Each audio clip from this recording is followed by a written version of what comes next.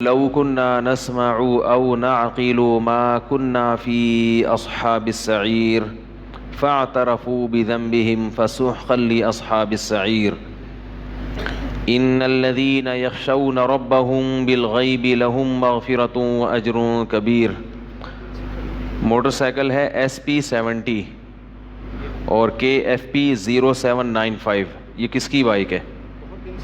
یہ بہت دنوں سے یہ بائک کھڑی ہوئی ہے، اگر ابھی بھی نہیں پتہ چلا تو پھر اس کو اسکریپ کریں گے، کیا کریں؟ ہاں، اس کو مین روڈ پہ کھڑے کر دیں گے ہم۔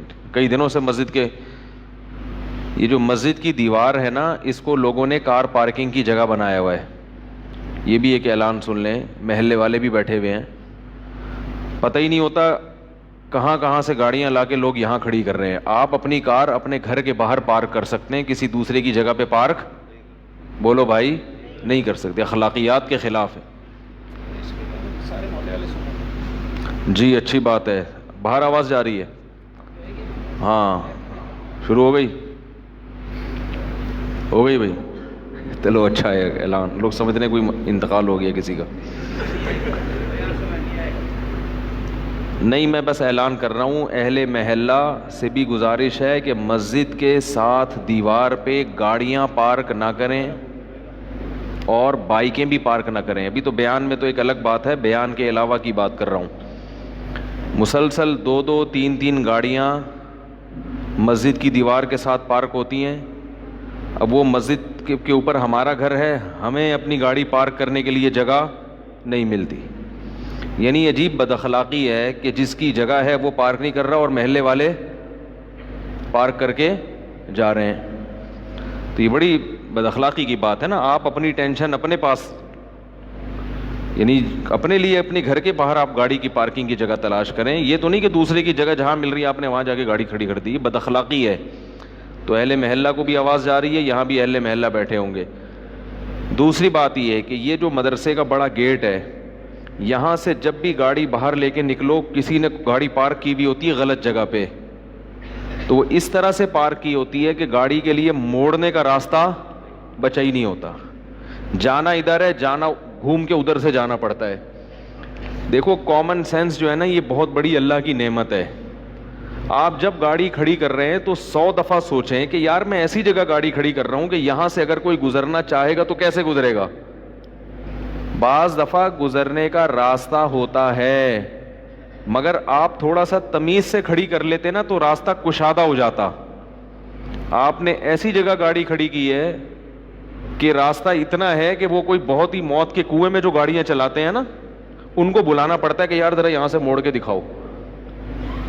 تو شرافت سے جو بات سمجھ میں نہیں آتی تو پھر کون سا طریقہ استعمال کرنا پڑتا ہے؟ شر اور آفت کا۔ میں مسلسل کئی دنوں سے گاڑی لے کے نکلتا، کوئی نہ کوئی گاڑی کھڑی بھی ہوتی، گاڑی نہیں گھما سکتے تھے ہم۔ سامنے دکان والے کو سمجھایا کہ بھائی جو بھی یہاں گاڑی پارک کرے ان کو منع کریں، یار اس طرح سے نا تھوڑا آگے لے جائیں۔ وہ کہہ رہے میں سمجھاتا ہوں، مانتے نہیں ہیں۔ تو پھر میں نے ایک دن خود جان کر یہ کام کیا، میں نے دکان والے کو بتایا ہاں جا کے پوچھ لیں کہ گاڑی کھڑی بھی ہے، میں اس کی ہوا نکال رہا ہوں، اور اگر یہ پوچھیں کس نے ہوا نکالی تو بول دینا مفتی صاحب نے نکالی ہوا۔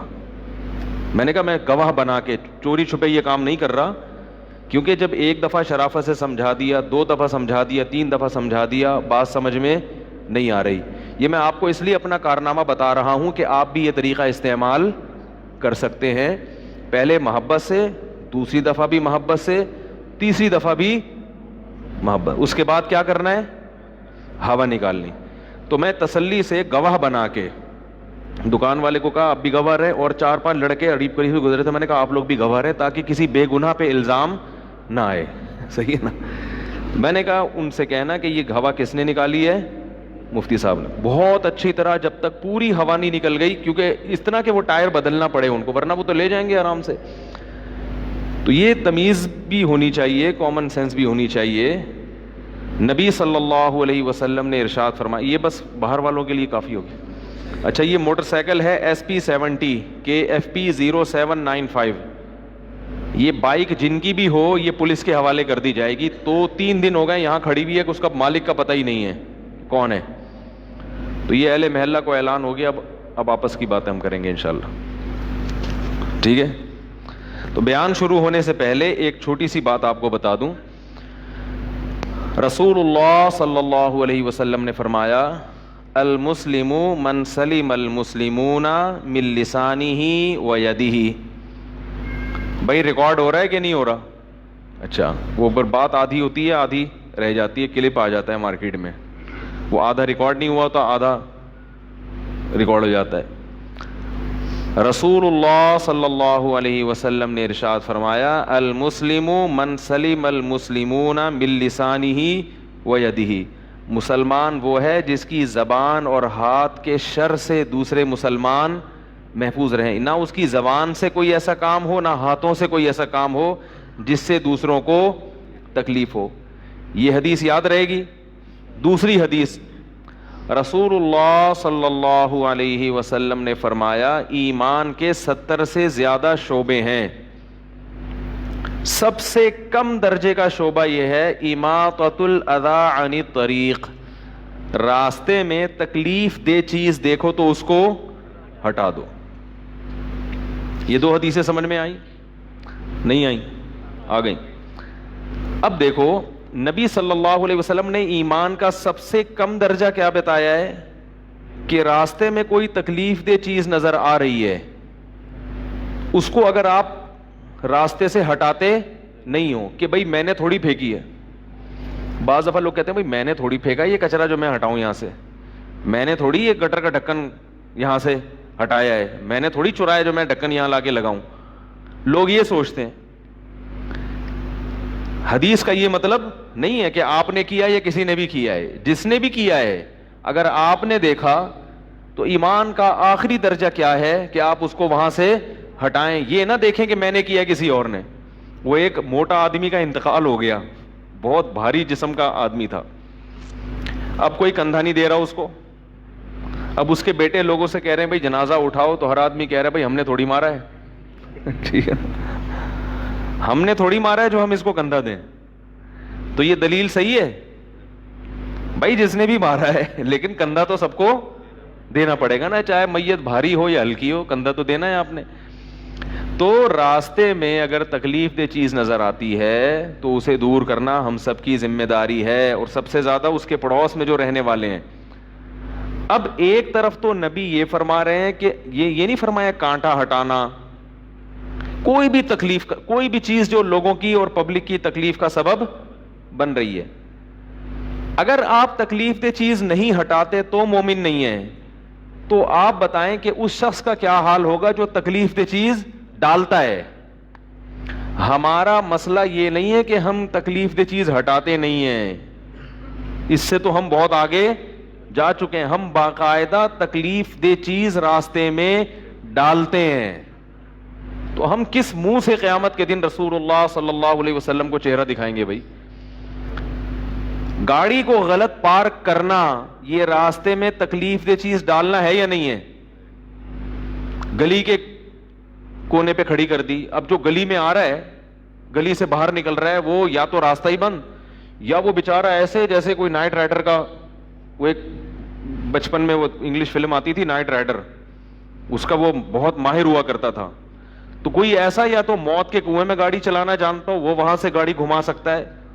میں دیکھتا ہوں نا، وہ دو گاڑیوں کے لا کے کھڑی کر دی، درمیان میں اتنا سا راستہ، اور وہ اتنی تمیز سے بیچارہ کوشش کر رہا ہے نہ یہاں ٹچ ہو نہ وہاں ٹچ ہو. بھائی تم جب کھڑی کر رہے ہو تو تھوڑا سا راستہ کشادہ کر دیتے. یا دیکھ رہے ہو ادھر گاڑی کھڑی ہوئی ہے تو ادھر نہ کھڑی کرو، تھوڑا سا آگے کھڑی کر دو.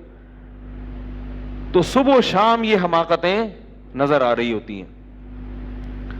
تو میں نے اب کیا کیا، یہاں بھی غلط پارکنگ ہو رہی تھی، کئی دفعہ سمجھایا، ایک دفعہ دو دفعہ تین دفعہ نہیں باز آیا، تو میں نے کھلے عام گاڑی کی ہوا نکالی. دکان والے کو بتایا، 4 آدمیوں کو گواہ بنایا کہ یہ اگر گاڑی والا پوچھے کہ یہ ہوا کس نے نکالی ہے تو کہہ دینا کس نے نکالی ہے، مفتی صاحب. تو یہ میں کہنا کہ تاکہ کسی اور پہ الزام نہ آئے، ایسا نہ ہو کسی کو پکڑ کے کوٹ دیں وہ. تو کہنا کہ یہ کس نے ہوا نکالی ہے، اور یہ آپ کو بتانے کا ایک باقاعدہ مقصد ہے کہ 3 دفعہ سمجھائیں جو غلط پارکنگ کرے، 3 دفعہ کے بعد باز نہ آئے تو کیا کرنا ہے، اچھے بچوں کی طرح اس کی نہیں، یعنی اس کی گاڑی کی جب اس کی گاڑی کی ہوا نکلے گی تو آدھی اس کی خود بخود نکل جائے گی. کیونکہ دیکھو بعض چیزیں, بعض اخلاق ایسے ہیں جو دیکھنے میں اخلاق ہیں مگر حقیقت میں بد اخلاقی ہے. کیونکہ ایسے آدمی کی ٹائر کی اگر آپ ہوا نہیں نکال رہے تو وہ بندہ صرف آپ کی تکلیف کا سبب نہیں بن رہا, وہ 10 اور لوگوں کی تکلیف کا سبب بن رہا ہے. ممکن ہے کوئی میرے اس عمل پہ اعتراض کرے, بولے یار مفتیوں کے تو ایسے اخلاق نہیں ہوتے, مفتیوں کو تو چاہیے کہ کیا کریں, محبت سے سمجھائیں. ممکن ہے مجھے کوئی بد اخلاق کہے یار یہ کون سا طریقہ ہے, گاڑی کی ہوا نکال دی, یہ کون سا طریقہ ہے. تو یہ اخلاق یہ نہیں ہے کہ آپ اس کو سزا نہ دیں, اخلاق یہ ہے کہ ایسے موقع پہ آپ اس کو سزا دیں تاکہ وہ 10 مزید لوگوں کی تکلیف کا سبب نہ بنے. تو یہ 10 لوگوں کے ساتھ آپ اچھے اخلاق سے پیش آ رہے ہیں اور ان کے لیے سد باب کر رہے ہیں. سمجھ میں آ رہی ہے بات؟ نہیں آ رہی میرا خیال ہے. مجرم کو سزا دینا یہ قوم کے ساتھ خیر خواہی ہے, مجرم کو سزا دینا قوم کے ساتھ خیر خواہی. یہاں کچھ چور پکڑے گئے تھے محلے میں, وہ کیا کر رہے تھے, یہ جو پلیٹیں لگی ہوتی ہیں نا کھمبے کے نیچے ارتھ کی, تاکہ بارش ہو تو کھمبے میں کرنٹ نہ آئے, وہ نالائق گدا گاڑی لے کر آئے اور اس کے پیچھے کھجور کے پتے ڈالے ہوئے انہوں نے. 3 بندے گئے اور کھدائی کر کے وہ کاپر کی پلیٹیں نکال رہے تھے چوری کرنے کے لیے. سمجھ میں آ رہی ہے بات؟ بڑے مزے سے, ہمیں پتہ ہی نہیں ہو کیا رہا ہے محلے میں, وہ کاپر کی پلیٹیں نکال کے گدا گاڑی میں بھر رہے. انہیں کچھ دن پہلے کسی نے پکڑا تھا, ان چوروں کو کچھ دن پہلے کسی نے یہی کام کرتے ہوئے پکڑا تھا اور طبیعت سے نہیں کوٹا تھا. مسئلہ ان کے ساتھ یہ ہوا, طبیعت سے چترول نہیں لگائے, محبت سے سمجھا کے چھوڑ دیا. تو اسی بندے نے جب یہ گدا گاڑی دیکھی, اتفاق ہے کہ وہی اتفاق سے یہاں سے گزر رہا تھا, ہمیں تو وہم بھی نہیں کہ اس طرح سے بھی کوئی چوری کر سکتا ہے. اس نے جب دیکھا تو وہ میرے پاس آیا اور کہا مفتی صاحب یہ لوگ چور ہیں. اب دیکھ, میں نے کہا تو گدا گاڑی ہے, چور کہاں سے؟ اس نے کہا دیکھنا نیچے ہو کیا رہا ہے. جب کھجور کے پتے ہٹائے ہیں تو نیچے 4 چور دریافت ہوئے, وہ پلیٹیں چوری کر رہے تھے. تو وہ بندہ, اس نے ان کو بلایا, کیا ہوتا ہے بجلی کا جو محکمہ ہے یار, KESC والوں کو بلایا. جب تک وہ جتنا آنے میں ٹائم تھا نا, تو محلے والوں کو جمع کر کے ان کے صغیرہ اور کبیرہ گناہ الحمدللہ طبیعت سے معاف کیے, طبیعت سے. اس وقت نا کچھ لوگوں کو ترس آیا کہ یار بیچارے اصل جو ملک کے بڑے بڑے چور ہیں ان کو تو کوئی پکڑتا نہیں, یہ غریب آدمی گدا گاڑی لے کے. میں نے کہا اس کو چھوڑو, پہلے اس قسم کے لوگوں کو کیا لگاؤ, میں نے کہا وہ چھوڑ دو, یہ چھوٹے درجے کا چور ہے.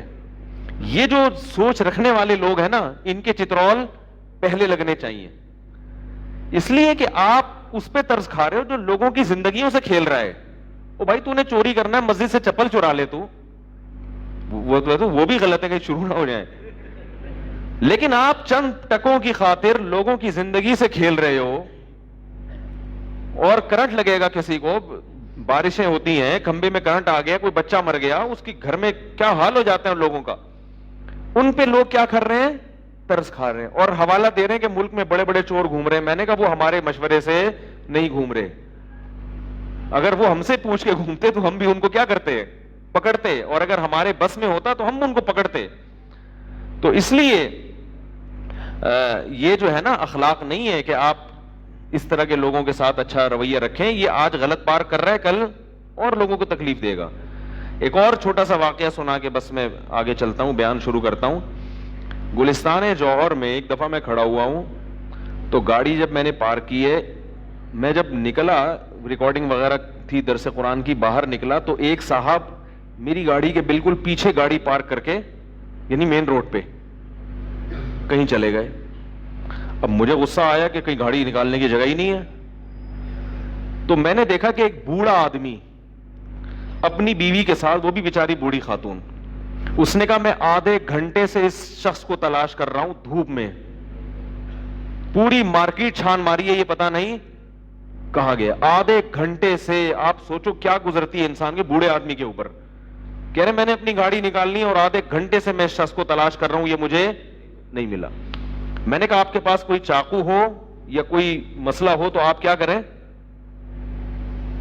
ٹائر میں مار دیں. میں نے کہا میں مفتی ہوں، فتویٰ دے رہا ہوں، آپ کے لیے کیا یہ جائز ہے. لیکن مسئلہ یہ تھا کہ وہ اگر کرتا ہے تو پھر تو اور ہی نکلنے کی جگہ ختم ہو جاتی.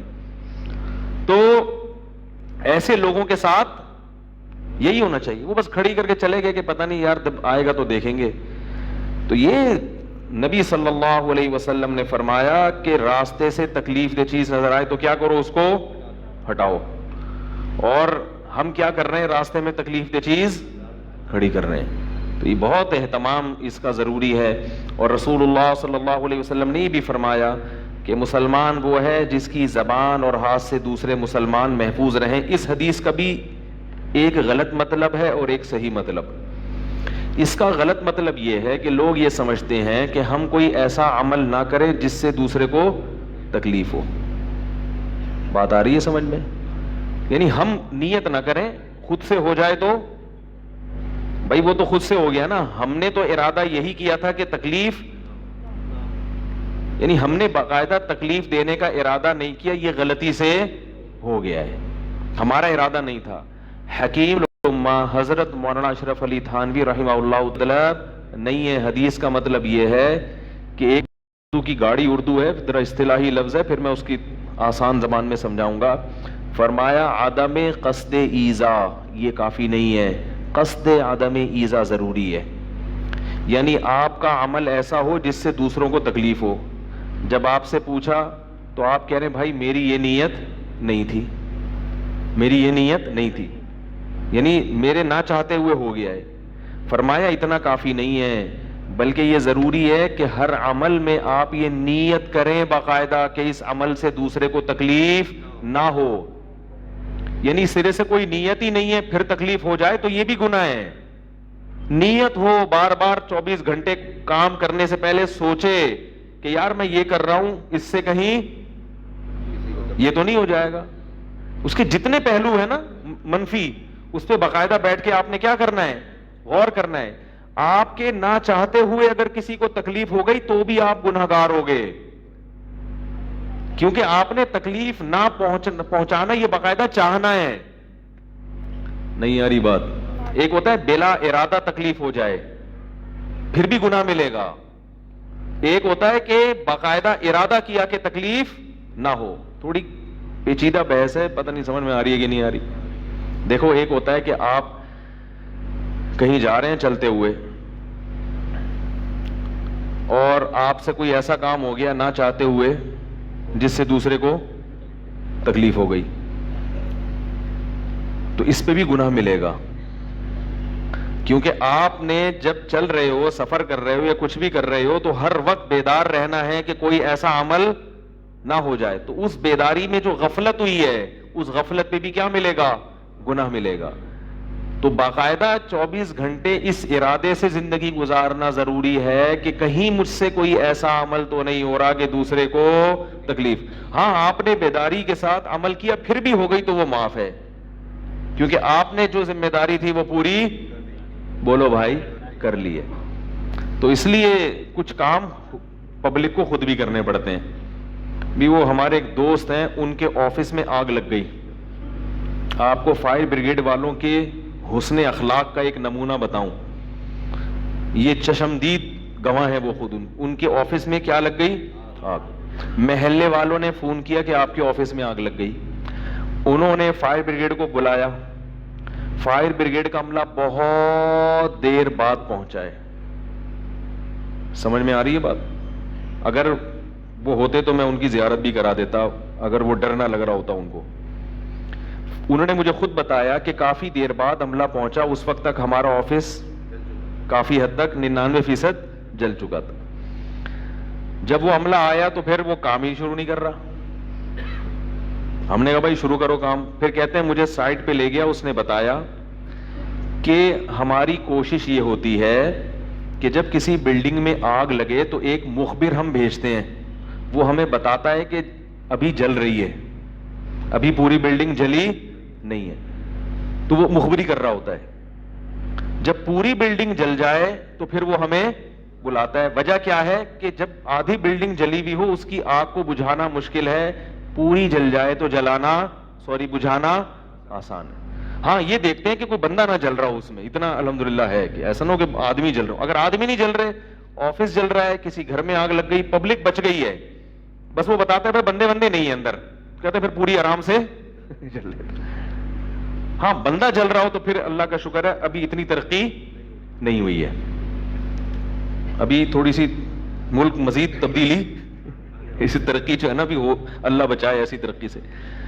تو یہ خود ان صاحب نے مجھے بتایا کہ فائر بریگیڈ والے نے مجھ سے خود کہا کہ بھائی اس امید پہ مت رہنا کہ فائر بریگیڈ والے آئیں گے, جتنی کوشش ہو سکتی ہے کچھ بچانے کی کوشش کر لو.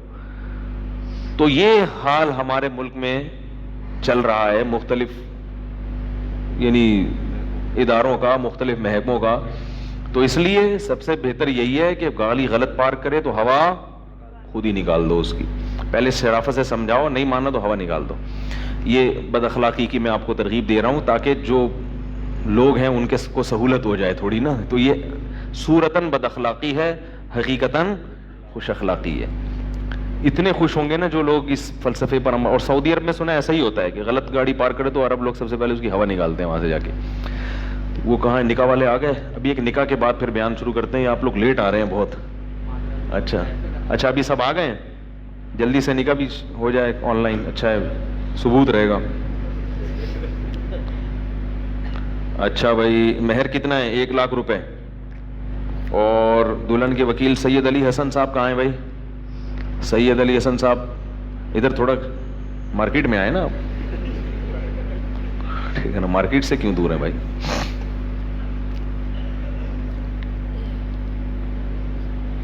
جناب سید علی حسن, آپ نے مجھے اجازت دی ہے کہ میں, ان کے دلہن کا نام کیا ہے؟ امبر حسن بنت سید علی حسن. ان کا نکاح 1,00,000 کے عوض میں محمد حسن رضا و محمد انیس رضا آپ ہیں, ان سے کروں اجازت آپ کی طرف سے؟ جزاک اللہ, تشریف رکھیں.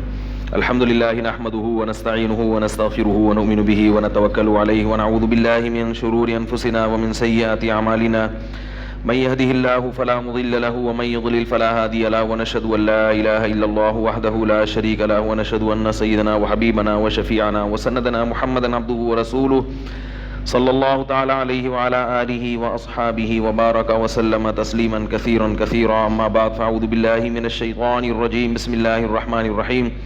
یا ایھا الناس اتقوا ربکم الذی خلقکم من نفس واحدۃ وخلق منها زوجها وبث منهما رجالا کثیرا ونساء واتقوا الله الذي تساءلون به والأرحام إن الله كان عليكم رقيبا. وقال تعالى يا أيها الذين آمنوا اتقوا الله وقولوا قولا سديدا يصلح لكم أعمالكم ويغفر لكم ذنوبكم ومن يطع الله ورسوله فقد فاز فوزا عظيما. وقال النبي صلى الله عليه وسلم النكاح من سنتي وقال فمن رغب عن سنتي فليس مني.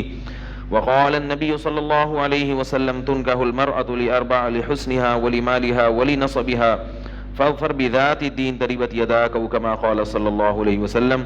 وقال النبي صلى الله عليه وسلم تزوجوا الودود الولود فإني مباهي بكم الأمم. وقال النبي صلى الله عليه وسلم تزوجوا ولا تكونوا كرهبان النصارى. جناب محمد حسن رضا و محمد انیس رضا, میں نے آپ کا نکاح امبر حسن بنت سید علی حسن سے 1,00,000 روپے مہر کے عوض میں کیا. قبول کیا آپ نے؟ اتنی آرام سے نہیں ہوتا بھائی. قبول. جزاک اللہ. ابھی قبول ہوا ہے نا. دعا فرمائے اللہ تعالیٰ ان کے نکاح میں برکت دے. الحمدللہ رب العالمین والعاقبۃ للمتقین والصلاۃ والسلام علی رسولہ الکریم وعلی آلہ وصحبہ اجمعین. اے اللہ اس نکاح کو اپنے دربار میں قبول فرما. اے اللہ اس نکاح کی برکتیں میاں بیوی کو کامل طور پہ نصیب فرما. تادم حیات محبت الفت کے ساتھ زندگی گزارنے کی توفیق نصیب فرما. آپس کے اختلاف و انتشار سے, لڑائی جھگڑوں سے, ہر قسم کے شر اور فساد سے اللہ ان دونوں کی حفاظت فرما. اے اللہ اس نکاح کو دونوں خاندانوں میں جوڑ کا ذریعہ بنا, دونوں خاندانوں میں محبت الفت کا ذریعہ بنا, دونوں خاندانوں کو آپس کے اختلاف و انتشار سے, لڑائی جھگڑوں سے, شیطان کے ہر قسم کے شر سے محفوظ فرما. جس کی بھی جو جائز مراد ہو اللہ اس کی مراد کو پورا فرما. اللہم انا نسألک من خیر ما سألک منہ نبیک محمد صلی اللہ علیہ وسلم ونعوذ بک من شر ما استعاذک منہ نبیک محمد صلی اللہ علیہ وسلم. انت المستعان وعلیک البلاغ ولا حول ولا قوة الا باللہ. صلی اللہ تعالی علی خیر خلقہ محمد وعلی آلہ وصحبہ اجمعین برحمتک یا ارحم الراحمین. اللہ تعالیٰ مبارک کرے جی. بہت بہت جزاک. اچھا بھائی بیان شروع کرتے ہیں, کافی ادھر ادھر کی باتیں ہو گئی ہیں. الحمدللہ نحمدہ ونصلی علی رسولہ الکریم. سورہ ملک کی آیات چل رہی تھیں کہ مشرکین یہ کہیں گے لو کننا نسمع او نعقل, جو بھی غیر مسلم ہیں وہ کہیں گے کاش ہم سن لیتے حق کی بات یا عقل سے کام لے لیتے, ما کننا فی اصحاب السعیر, تو ہم اہل جہنم میں نہ ہوتے. اللہ تعالیٰ فرماتے ہیں فاعترفوا بذنبہم, دیکھو یہ لوگ اپنے جرم کا اعتراف کر لیا. آج کیسا انہوں نے اپنے جرم کا اعتراف کر لیا. یہ دنیا میں اعتراف کر لیتے اور توبہ کر لیتے تو ان کے لیے زیادہ اچھا تھا.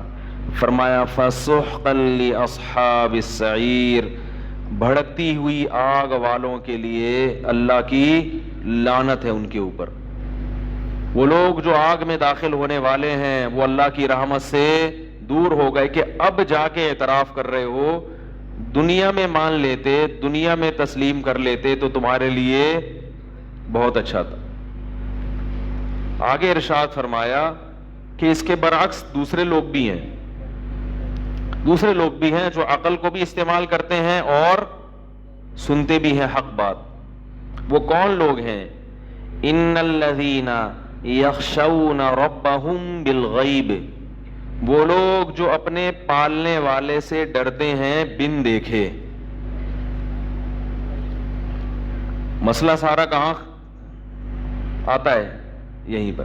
غیر مسلم کہتے ہیں ہمیں اللہ دکھا دو, ہم کہتے ہیں کہ فضیلت ہے بغیر دیکھے ڈرنے کی. دیکھ کے تو لوگ پولیس سے بھی ڈر جاتے ہیں, کیا خیال ہے بھائی؟ دیکھ کے تو چوہے سے بھی ڈر جاتے ہیں, بلی سے بھی ڈر جاتے ہیں, کتے سے بھی ڈر جاتے ہیں. دیکھنے کے بعد تو پھر تو امتحان نہ رہا نا. آج ہم دنیا میں جتنی چیزوں کو دیکھتے ہیں اس پر تو سب لوگوں کا ایمان ہے, اس پر چلانے کے لیے قرآن کے نازل ہونے کی یا پیغمبروں کی تعلیمات کی ضرورت نہیں ہے. سارا مسئلہ ہی کہاں کا ہے؟ بولو نا بھائی, بن دیکھے. فرمایا یخشون ربہم, کیسی عجیب آیت ہے. سوال پیدا ہوتا ہے بن دیکھے ہم کام کیوں کریں بھائی, ہمیں دکھاؤ تو صحیح. بھائی سوال پیدا ہوتا ہے نا کہ میں بغیر دیکھے کیوں مانوں, بغیر دیکھے کیوں مانوں میں, جب دیکھا ہی نہیں ہے. تو یہ کیا بغیر دیکھے بس کوئی بھی کچھ بھی آ کے کہہ دے, کوئی بھی اٹھے اور بولے کہ بھئی یہ ایسا ہونے والا ہے لہذا یہ کرو. اب آپ کو کوئی آ کے کہے کہ بھئی کوئی بھی آپ کو آ کے خبر دیتا ہے جس کو آپ نے دیکھا نہیں ہے, اور اس خبر کی بیس پہ آپ کو کسی مشکل کام کا مکلف بناتا ہے, تو آپ کرو گے وہ کام؟ بولو گے پہلے یہ تو ثابت تو کرو کہ تم سچ بھی کہہ رہے ہو. مثلاً آپ نے صبح آفس جانا ہے, ایک آدمی آ کے کہتا ہے آفس نہیں جانا, وہاں پہ کیا ہو گیا, یہ جاب چھوڑ دو ورنہ جو ہے نا تمہیں نقصان ہو جائے گا. تو آپ کو بھائی اچھی والی جاب ہے میں کیوں چھوڑ دوں؟ کہے گا بھائی بس میں کہہ رہا ہوں ہو جائے گا نقصان. تو آپ کہو گے بھائی میں کیوں تمہاری بات بغیر دلیل کے کیوں مانوں, اچھی والی جاب چل رہی ہے میں کیوں چھوڑ دوں. لوگ کرتے ہیں نا آج کا یہ ہفتہ کیسا رہے گا, وہ بھی بغیر دلیل کے بات ہوتی ہے, تبھی اس پر ایمان لانا جائز نہیں ہے. تو اللہ نے اس اشکال کا جواب اسی آیت میں دیا ہے. فرمایا ہم جو تمہیں کہہ رہے ہیں نا کہ ایک ذات سے ڈرو بن دیکھے, وہ ذات کون ہے؟ ربہم, تمہارا پالنے والا. تو تم پل رہے ہو, کوئی چیز پل رہی ہو تو بغیر پالنے والے کے وہ پلتی نہیں ہے. یہ اس کی دلیل ہے کہ وہ بغیر دیکھے بھی ایسے ہے جیسے تم نے اس کو دیکھ لیا. دیکھو آپ کسی جنگل میں اکیلے پڑے ہوئے ہو یا ریگستان میں اکیلے ہو, کوئی زندگی کا سامان نہیں ہے, لیکن جیسے ہی آپ کی آنکھ لگتی ہے سوتے ہو, کوئی شخص کھانا بھی رکھ کے چلا جاتا ہے. یعنی جب آپ سوتے ہو تو جب آنکھ کھلتی ہے تو کھانا بھی موجود ہوتا ہے, اور ساتھ میں ٹھنڈا پانی پیا ہے آپ لوگوں نے؟ ساتھ میں ٹھنڈا پانی بھی ہوتا ہے، اور ایک خیمہ بھی ہے دھوپ سے بچنے کے لیے. سمجھ میں آ رہی ہے بات؟ تو آپ وہ کھانا بھی کھاتے ہو، پانی بھی پیتے ہو، خیمے سے کیا کرتے ہو؟ چھاؤں بھی کرتے ہو. پھر آپ کو ضرورت پڑتی ہے کسی اور چیز کی، کوئی نظر آ نہیں رہا آپ کو، جب سوتے ہو، جب سو کے اٹھتے ہو تو پھر آپ دیکھتے ہو کہ آپ کے سر میں درد ہے تو پیناڈول رکھی ہوئی ہے بھائی؟ کیا رکھی ہوئی ہے؟ پیناڈول رکھی ہوئی ہے. پھر آپ نے سوچا کہ یار میں بغیر تکیے کے سوتا ہوں، میرے گردن میں یا درد ہو رہا ہے یا نیند نہیں آ رہی. تو پھر کیا ہوا کہ آپ اٹھے تو دیکھا کہ سامنے، بولو بھائی، تکیہ بھی رکھا ہوا ہے. جس جس چیز کی ضرورت ہوتی ہے، جو زندگی گزارنے کے لیے آپ کو ریگستان میں چاہیے، وہ تمام ضرورتیں کوئی پرووائڈ کر کے جا رہا ہے. اب اگر کوئی شخص، جب آپ شہر پہنچے ریگستان کو، 1 مہینہ آپ وہاں پڑے رہے، آپ شہر پہنچے، آپ نے بتایا لوگوں کو کہ یار کوئی ہے جو میری ریگستان میں مدد کر رہا تھا. تو دوسرا پوچھے تم نے اس کو اپنی آنکھوں سے دیکھا؟ آپ کو دیکھا نہیں ہے، تم تو بڑے بیوقوف ہو. جس چیز کو تم نے دیکھا نہیں ہے اس پر کیا لا رہے ہو؟ ایمان لا رہے ہو. تم سے بڑا دنیا میں کوئی بیوقوف ہے ہی نہیں. آپ بولو گے یار جس نے 1 مہینے مجھے ان حالات میں زندہ رکھا، میں اس کا انکار نہیں کر سکتا. یہ تو بڑی ناشکری ہوگی. کوئی ہے، میں تو چاہ رہا ہوں کہ مجھے ملے، میں اس کو تلاش کروں اور میں اس کا شکریہ ادا کروں، اس کو بدلہ دوں. اگر غیرت ہوگی نا، غیرت، تو زندگی کا سب سے بڑا مقصد یہ بن جائے گا کہ یار 1 مہینہ ریگستان میں جہاں قحط تھا اور میں بھوک اور پیاس سے ایڑیاں رگڑ رگڑ کے مر جاتا، کون ہے جس نے 1 مہینہ مجھے کھلایا بھی، پلایا بھی، میری ضرورتوں کا خیال بھی کیا. یار مجھے تو سب سے بڑا میری زندگی کا مقصد کیا بن جائے گا؟ اس کو تلاش کروں کوئی ہے، اور اس کو میں کیا کروں؟ کچھ نہیں کر سکتا تو زبان سے شکریہ ہی ادا کر دوں اس کا. لیکن 1 مہینہ جس نے کھلایا پلایا، آپ جب شہر پہنچے زندہ بچ گئے.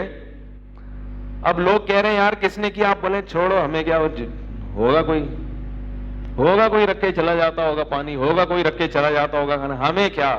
بلکہ میرا تو خیال ہے کہ کوئی بھی نہیں ہے. یہ سب اتفاق سے ہو رہا تھا. صحیح ہے نا؟ یہ سب کیا ہو رہا تھا؟ سسٹم ہے جنگل کا.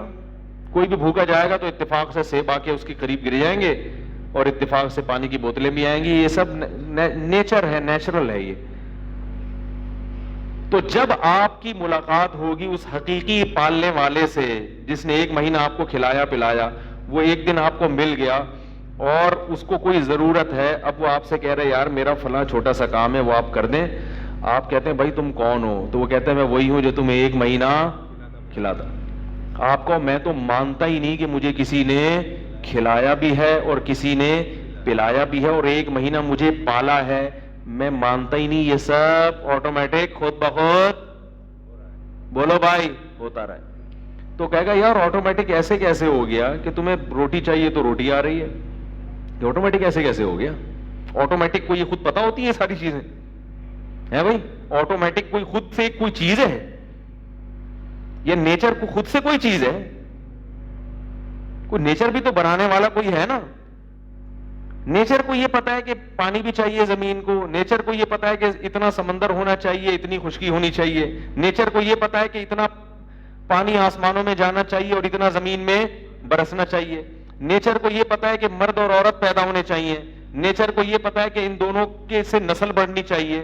نیچر کو یہ پتا ہے کہ سر میں کیا ہونے چاہیے؟ زینت کے لیے بال ہونے چاہیے. نیچر کو یہ پتا ہے کہ آنکھوں میں کیا ہونی چاہیے؟ خوبصورت بال ہونے چاہیے، پلکیں ہونی چاہیے. نیچر کو یہ پتا ہے کہ بھویں ہونی چاہیے. نیچر کو یہ پتا ہے میدا ہونا چاہیے. نیچر کو یہ پتا ہے کہ اس کو چبانے کے لیے منہ میں. نیچر اتنی ذہین چیز ہے جو خود سے سارے فیصلے کر کے خود سے انسان بنا رہی ہے اور خود ہے ہی نہیں، وہ اس کا کوئی وجود ہے ہی نہیں. خدا کی قسم 1 مہینہ آپ ریگستان میں رہو اور کوئی آپ کی غیب سے مدد کرتا چلا جائے، یہ اتنا عجیب نہیں ہے جتنا ہزاروں سال سے اللہ تعالیٰ جو انسانوں کو کھلا رہے ہیں، پلا رہے ہیں، ان کی ضرورت کے حساب سے زمین کو بنایا، اور پہاڑوں کو زمین میں گاڑ دیا, پہاڑی علاقوں کو پہ برف کے تودے جما دیے تاکہ وہ گرمی میں پگھلیں اور اس سے دریا چلتے رہیں, اور ہزاروں میل دریا سفر کرتے کرتے سمندروں میں گرتے ہیں. پھر سورج ان کو پکاتا ہے, سورج جو ہے نا چولہا ہے, وہ ان کو پکاتا ہے اس پانی کو, نمک نیچے رہ گیا اور میٹھا پانی اوپر چلا گیا. قرآن میں سورہ واقعہ میں اللہ کا کیا ارشاد ہے کہ بتاؤ کہ اگر اللہ تعالیٰ اس میٹھے پانی کو کڑوا کر دے, سمندر کے ساتھ نمک بھی اوپر جانا شروع ہو جائے, قل ارأیتم, تم یہ بتاؤ کہ لو نشاء جعلناہ اجاجا, اگر ہم اس کو کڑوا بنا دیں تو کیا تم میں طاقت ہے کہ اس پانی کو تم میٹھا کر دو جو سمندروں سے اوپر جا رہا ہے؟ کتنی مصیبت بن جائے گی انسان کے لیے, کتنی مصیبت. سورج اس کو گرم کرتا ہے اور ایک خاص ٹیمپریچر دے کے وہ پانی میٹھا اوپر, حالانکہ اس پانی میں اتنا پریشر ہوتا ہے. آپ یوٹیوب پہ ویڈیو دیکھ سکتے ہیں کہ بعض جگہوں پہ بادلوں میں کرنٹ ہوتا ہے نا, وہ پانی کو کھینچتے ہیں, اس میں اگر ایک بھاری بھرکم جانور ڈال دیا جائے نا, وہ جانور بادلوں کے میں اوپر چلا جائے. سمندر میں بعض ایریاز ایسے ہیں جہاں ٹنوں ہزاروں گیلن کے حساب سے پانی کہاں ٹرانسفر ہو رہا ہے, بادلوں میں, بغیر کسی پائپ کے, بغیر کسی موٹر مشین چلے. آپ نیٹ پہ سرچ کریں, آپ کو مل جائیں گی ایسی ویڈیوز. بادلوں میں عجیب کشش ہے, یہ سمندر کے قریب سے گزرتے ہیں تو پانی کو سک کرتے ہیں, کھینچتے ہیں. تو اللہ فرماتے ہیں کہ اتنی پاور سے پانی کھینچ رہا ہے مگر نمک نیچے. اور عجیب بات ہے, جو چیزیں اوپر جانی چاہیے وہ جا رہی ہیں.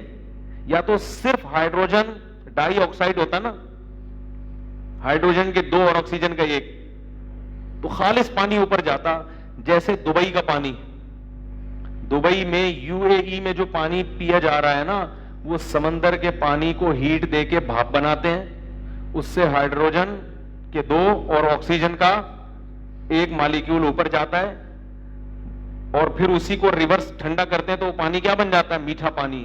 مگر اس میں منرلز, بولو بھائی, نہیں, اس میں طاقت نہیں ہے, کیونکہ انسان نے وہی نقل کی قدرت کی کہ بھائی وہ سورج بھی تو پکا ہی رہا ہے نا, بھائی سورج بھی یہ کر رہا ہے, ہیٹ دے رہا ہے تو میٹھا اوپر جا رہا ہے, تو ہم بھی ہیٹ دیتے تو میٹھا رہ جائے گا, میٹھے کو ٹھنڈا کر کے واپس.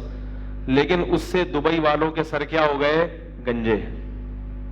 دبئی میں جب یو اے ای میں پورے کے یہی حال ہے, جو لوگ گورنمنٹ کا پانی پی رہے ہیں نا, جو یہ جو سمندر سے میٹھا پانی, اس میں طاقت کیا ہے, نہیں ہے. میں نے وہاں بہت سارے پاکستانی دیکھے, بہت سارے لوگ دیکھے جن کی اولاد ہی نہیں ہو رہی. وہ کہتے ہیں یہ پانی میں کیا ہے, سلفر ہی نہیں ہے, وہ پانی میں وہ منرلز ہی نہیں ہے قدرتی, پھر 2-4 منرلز یعنی وہ آرٹیفیشل ڈالنے پڑتے ہیں. جیسے یہ جو پیکنگ کا پانی آ رہا ہے نا, جو اتنا اچھا لگتا ہے آپ لوگوں کو, اس میں طاقت نہیں ہے, کیونکہ اس کو بالکل زیرو کر کے پھر 2-4 جو ہے نا, وہ جیسے ایک صاحب حلیم پکایا کرتے تھے, تو وہ بتا رہے تھے کہ اتنے بڑے سیٹ تھے ہمارے ابا, حلیم پکاتے تھے, اتنا بڑے دیگ میں پانی ڈالا, اس میں 11 دانے چاول کے, 11 دانے, وہ کہہ رہا بھائی اتنے بڑے دیگ میں 11 دانے چاول کے اور دال کے, تو وہ گوشت کہاں گیا؟ انہوں نے کہا گوشت لکھا پرچی پہ 20 کلو گوشت, اور پرچی ڈال دی اس کے اندر, اسی سے ٹیسٹ آ جاتا تھا. تو یہ ایسے ہی ہے, یہ جو پانی پیکنگ کا پانی, دنیا مر رہی ہے نا اس پیکنگ, یہ صاف ضرور ہے, جراثیم سے پاک ضرور ہے, مگر اس کو ایسے پروسیس سے گزارا جاتا ہے کہ نیچرل نہیں رہتا. تو وہی پروسیس انسان کر رہا ہے, تو وہ پانی بالکل خالص پانی بن گیا, اور اس میں جو چیزیں ہونی چاہیے وہ بھی ختم. لیکن جب بارش کا پانی اوپر جاتا ہے تو جو چیزیں جانی چاہیے وہ چلی جاتی ہیں, اور جو نیچے رہنی چاہیے وہ نیچے رہ جاتی. اس میں نائٹروجن جاتی ہے جو زمین کی کھاد کے طور پر. تبھی دیکھو بارش کا پانی جہاں برستا ہے, کھاد ڈالنے کی ضرورت نہیں ہے, خود بخود گھاس اگ جاتی. یہ جو جنگلوں میں اتنے اونچے اونچے درخت ہیں, ان کو کس نے کھاد دی ہے بھائی؟ ہم تو زمین میں کھاد جب تک نہ ڈالیں کچھ اگتا ہی نہیں ہے, اور جنگلوں میں اتنے آسمان سے باتیں کرتے ہوئے درخت, ان کو اتنی توانائی انرجی کہاں سے ملی ہے؟ اس لیے کہ یہ کس سے, بارش کا پانی جب آتا ہے تو جو مچھلیوں کی بیٹیں ہوتی ہیں نا سمندر میں, اس سے جو بھی نائٹروجن ہوتی ہے وہ کہاں چلی جاتی ہے؟ مجھے اس کا پورا پروسیس معلوم نہیں ہو, تو کوئی ڈاکٹر ہی بتائے گا آپ کو. لیکن وہ جو طاقت اور توانائی ہے وہ بارش کے پانی کے ساتھ اوپر چلی جاتی ہے اور پھر وہ زمین میں جاتی ہے. اور تو بارش کا پانی نائٹروجن زمین میں لے کے آتا ہے. لہذا بارش کا پانی اگر کہیں برس رہا ہے تو کھاد نہیں بھی دو گے خود بخود چیزیں پیدا ہونا شروع. پھر وہی پانی آپ پیتے ہو تو آپ کو نقصان نہیں دیتا. وہ زمین میں جائے گا, زمین میں مٹی میں فلٹر لگا دی اللہ نے. مٹی کا کام تو ہے گندا کرنا, مگر وہ بارش کے پانی کو کیا کر رہی ہے؟ فلٹر کر رہی ہے.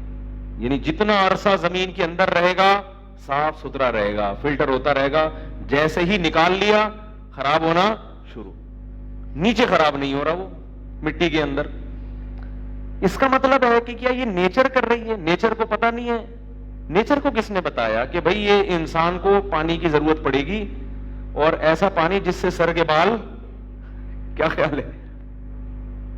وہ دبئی کا پانی جو لوگ پیتے ہیں نا UAE میں, وہ بال بھی جلدی جلدی سفید ہو رہے ہیں ان کے, وہ پھر ان کو سربیکسی وغیرہ کھانی پڑتی ہے الگ سے. تو یہ کس نے بتایا؟ یہ نیچر نے خود سے فیصلہ کر لیا تھا کہ بھئی انسان کو یہ چیزوں کی ضرورت پڑے گی, ایسا پانی چاہیے, پھر یہ چاہیے, پھر وہ چاہیے. یہ کون سی چیز ہے؟ تو میں عرض کر رہا تھا کہ اللہ کی قسم, ایک شخص اگر ریگستان میں ہو اور وہاں اس کو کوئی خوراک رکھ کے چلا جاتا ہو تو ایسے مربی کا انکار کرنا اتنا عجیب نہیں ہے جتنا اتنا انکار کہ جس رب نے آپ کو ماں کے پیٹ میں بنانا شروع کیا, آنکھ, ناک, کان, دل, دماغ, جگر, گردے, پھیپڑے, ایک ایک چیز بن رہی ہے اور اپنی جگہ پہ ایڈجسٹ ہو رہی ہے. کون ہے ماں کے پیٹ میں میکینک جو چھینی ہتھوڑے لے کے آنکھوں کی فٹنگ کر رہا ہے, ناک کو اپنی جگہ پہ ٹھوک رہا ہے, دانت اپنی جگہ فٹ کر رہا ہے کہ یہاں سے اگیں گے, ایک ایک چیز. اور ادھر بچہ جب دنیا میں آیا, پیدا ہوا, پیدا ہوتے ہی ماں کی چھاتیوں میں, اس کا مطلب کوئی ہے جس کو پتا ہے کہ جب یہ پیدا ہوگا تو اسے کیا چاہیے ہوگا. لہذا میں ماں کی باڈی میں ایسے سافٹ ویئر پہلے سے انسٹال کر دوں کہ اگر وہ پیدائش سے پہلے روٹی کھا رہی ہے تو بچے کی آنکھ, ناک, کان, دل, دماغ, جگر بنے گا. لیکن جیسے ہی بچہ دنیا میں آیا, اب روٹی کھانے سے کیا بنے گا؟ فوراً دودھ. اتنی پیچیدہ مشین آج تک جاپان کے سائنسدان بھی ایجاد نہیں کر سکے. اتنی پیچیدہ مشین. حیرت اس پر ہے کہ جاپان کے سائنسدان جو روبوٹ ایجاد کریں جو اس سے بہت کم درجے کی پیچیدہ ہے, اس کے بارے میں تو کوئی نہیں کہتا کہ یہ خود سے بنا ہے. اور ایسی پیچیدہ مشین کہ بچہ پیدا ہو رہا ہے, وہی روٹی کھا رہی ہے ماں, وہی انڈے جو پہلے کھاتی رہی ہے, اب اس سے فوراً کیا بننا شروع ہو گیا؟ دودھ. اور وہ دودھ بن بھی رہا ہے اور اپنی جگہ پہ پہنچ بھی رہا ہے. اور بچہ جو پیدا ہوتا ہے دنیا میں کچھ بھی نہیں جانتا, لیکن خدا کو معلوم ہے, اللہ کو معلوم ہے, اسے کچھ بھی نہ آئے کوئی مسئلہ نہیں ہے. لیکن اگر اسے یہ بھی نہ پتا چلا کہ دودھ کہاں سے ملے گا, پیا کیسے جائے گا, پھر یہ کیا ہو جائے گا؟ مر جائے گا. لہذا یہ اس کی فوری ضرورت ہے, یہ اس کو پہلے سے سکھا دو. اس کا مطلب ریگستان میں جو آپ کی ضرورتیں پوری کر رہا ہے وہ اتنا عجیب نہیں ہے جتنا عجیب وہ ذات ہے جو پیدا ہوتے ہی آپ کی ضرورتیں, بولو نا بھائی, پوری کر رہے ہیں. یہ کوئی پتھر کا بنا ہوا بت یہ کام نہیں کر رہا, کسی مزار کا بابا یہ کام نہیں کر رہا, نہ کوئی پیغمبر یہ کام کر رہا ہے, نہ محمد صلی اللہ علیہ وسلم یہ کام کر رہے ہیں. محمد صلی اللہ علیہ وسلم جو پیدا ہوئے تھے تو بھی اللہ نے آپ کی ماں کی چھاتیوں میں دودھ پیدا کیا اور آپ کو بھی سلیقہ سکھایا. یہ سارے کام کرنے والا تنے تنہا کون ہے؟ ایک ذات ہے جو اسباب کی محتاج نہیں ہے. وہ جو چاہے کر لے, جس چیز کا ارادہ کرے اس چیز کو وجود دے دے. اس لیے اللہ نے فرمایا. اور جب پیدا ہونے کے بعد پھر دیکھو, بچے کو باپ بھی چاہیے اور ماں بھی چاہیے. جب تک دونوں نہ ملے بچے کی تربیت, تو پیدا ہونے سے پہلے دونوں کا انتظام, بولو بھائی, کر دیا اللہ نے. یہ باپ ہے اور یہ کیا ہے؟ ماں ہے. ماں سے ممتا ملے گی اور باپ سے تربیت. باپ لڑے گا, وہ یہ دیکھے گا اس کو نقصان نہ ہو اس کی تعلیم, اور ماں سے کیا ملے گی؟ نہ ماں باپ کا آلٹرنیٹ ہے اور نہ باپ ماں کا آلٹرنیٹ. لوگ کہتے ہیں مجھے میرے ابا نے مجھے ماں کا پیار دیا. میں کہتا ہوں یہ نہیں ہو سکتا. نہ اماں ابا کا پیار دے سکتی اور نہ ابا اماں والی حرکتیں کر سکتے. بچے کو ماں کی گود میں جو سکون ملتا ہے وہ باپ کی گود میں نہیں ملتا. جب روئے گا نا, آپ تجربہ کر کے دیکھ لو, کوئی بھی نہیں ہو تو بچہ باپ کی طرف بھاگے گا. جب آپشن نہ ہو اس کے پاس تو کہاں جائے گا, کیونکہ اب آپشن ہی نہیں ہے.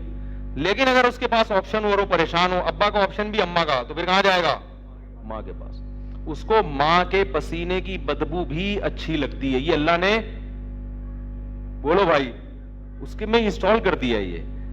اور ماں کو بھی ایسا بنا دیا, ایسا جذباتی, کیونکہ بچے کی تربیت جب تک اتنی جذباتی محبت نہ ہو دنیا میں کوئی بھی نہیں. بچہ بڑا تنگ کرتا ہے, تو اللہ نے ماں کے دل میں ایسی جذباتی محبت کے سافٹ ویئر انسٹال کر دیے کہ اب اس کو کسی مفتی کا بیان سننے کی ضرورت نہیں ہے.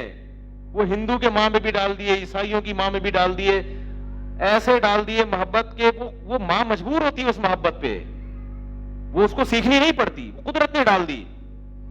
جو دہریے ہیں وہ کہتے ہیں نیچرل ہے. نیچرل ہے تو سانپ کے دل میں کیوں نہیں ہے بھائی؟ مچھلی اپنے انڈوں کو کیوں کھا جاتی ہے؟ کیا ہو گیا بھائی؟ اگر یہ نیچرل خود بخود ہوتا, کسی کے کرنے سے نہ ہوتا, تو مچھلی جو ہے نا, مچھلی کی مادہ جب وہ انڈے دیتی ہے تو سب سے پہلے خود ہی کھاتی ہے. آپ کہہ سکتے ہیں اس انڈے کو, اس کو نہیں پتا بیچاروں سے بچہ نکلے, تو بچے کو بھی کھا جاتی ہے. اور مرغی اپنے انڈوں کی بھی حفاظت کیسے 21 دن مرغی اپنے انڈوں میں بیٹھتی ہے. آپ دیکھو, لوگ 10 دن اعتکاف میں بیٹھتے ہیں مسجد میں, چلنے پھرنے کی بھی اجازت ہوتی ہے, چائے پان گٹکے کا بھی انتظام ہوتا ہے, چھپ چھپ کے واٹس ایپ میسج بازیاں بھی چل رہی ہوتی ہیں, علماء کے بیانات بھی ان کو بٹھانے کی ترغیب کے لیے کہ بیٹھے رہو, بھاگو نہیں, بہت ثواب ہے. یہ پھر بھی 10 دن کا اعتکاف کتنا, بولو نا یار, بھاری ہوتا ہے. فضائل سنانے پڑتے ہیں, اور پھر ان کو کچھ یعنی ایسا روکنا پڑتا ہے. مرغی کو کس نے سمجھایا کہ بھئی یہ 10-12 انڈے ہیں, 21 دن یہاں سے ہلنا, کھانا روک لیتی ہے, بھوکی رہتی ہے, سارا 24 گھنٹے میں 1 یا 2 دفعہ نکلتی ہے باجرے کے لیے بس, اور قضاء حاجت کی, پھر آگے بیٹھ جائے گی. اور کیسے انڈوں کو سیتی ہے وہ, اس انڈوں کو چاروں طرف سے ٹیمپریچر چاہیے نا. مرغی انڈوں پہ بیٹھے گی اور پھر اپنی چونچ سے انڈوں کو تھوڑی تھوڑی دیر کے بعد گھمائے گی کہ بھئی یہاں سے تو پک گئے, اب یہاں سے بھی پکانا ہے. ایسا نہ ہو کہ اوپر سے چونچ پک جائے اور نیچے سے پنجے کچے رہ جائیں. کیا خیال ہے؟ یہ کس نے سکھایا اس کو یہ ممتا کہ یہ میرے ان انڈوں سے میرے بچے نکلیں گے؟ انڈوں سے محبت شروع کر دی, حالانکہ ابھی اس سے بچے نکلے نہیں ہیں. یہ کون ہے جو اتنے سے دماغ میں اس نے ڈال دیا؟ اور یہ سب انسانوں کے فائدے کے لیے. مرغی اپنے بچوں سے محبت جو کرتی ہے, اس کا فائدہ کون اٹھاتا ہے؟ انسان. تبھی آپ کو دیسی مرغیاں کھانے کو ملتی ہیں. اگر مرغی کے دل سے اللہ ممتا چھین لے تو مرغیوں کی نسل ختم, پھر فارمی ہی پہ گزارا کرنا پڑے گا. اور فارمی بھی اپنے انڈوں کو سیتی ہے, یا دیتی تو ہے نا کم از کم انڈے, تو چلو ہم نے اس کا آلٹرنیٹ مشین ایجاد کر لی. تو یہ تو اب ایجاد کی ہے نا مشین, ہزاروں سال سے کیا ہوتا آ رہا ہے, اور اب بھی فارمی مرغی دیسی کا آلٹرنیٹ.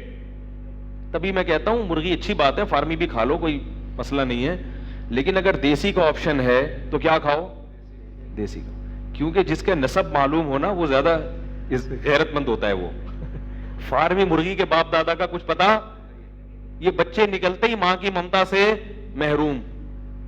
ان کو نہ باپ کی بپتا ملی اور نہ ماں کی ممتا. وہ مرغی سے ایک لطیفہ یاد آیا, سنا دوں. وہ ایک جاہل پیر تھے, جاہل پیر ہوتے ہیں نا اپنے مریدوں کو بس کھانے کھلانے کی ترغیب. انہوں نے کہیں کدو کی فضیلت پہ بیان کیا. کس پہ بیان کیا؟ کدو کی فضیلت. نبی صحیح حدیث ہے کہ رسول اللہ صلی اللہ علیہ وسلم کو لوکی اور کدو جو ہے نا یہ بہت پسند تھا, یہ صحیح حدیث ہے. حضرت انس بن مالک رضی اللہ تعالیٰ عنہ فرماتے ہیں کہ جب ایک صحابی نے حضرت انس بن مالک کو دیکھا کہ وہ سالن پکا ہوا ہے, اس میں جہاں جہاں کدو ہے نا, تو حضرت انس بن مالک وہ کدو تلاش کر کر کے کھا رہے ہیں. تو کسی نے پوچھا کہ ایسا کیوں؟ فرمایا میں نے نبی صلی اللہ علیہ وسلم کو ایسے ہی دیکھا. آپ کو لوکی پسند تھی, صحت کے لیے بھی بڑی زبردست چیز ہے, لیکن یہ ایک تو ایک طبعی چیز ہے نا, کوئی ضروری نہیں کہ ہر آدمی کو پسند ہو, یہ تو طبعی چیز ہے.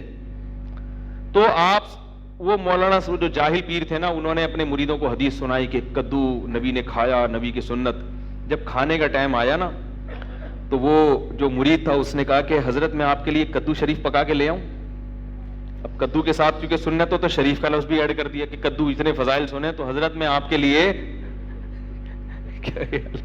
کدو شریف پکا کے لے آؤں. وہ ان کے تو آسان خطا, یار اب ہمیں کدو کھلائیں گے یہ. تو انہوں نے کہا یار ہم گناہگار لوگ ہیں, میرے لیے کوئی بغیرت سی مرغی پکا کے لے آؤ تم.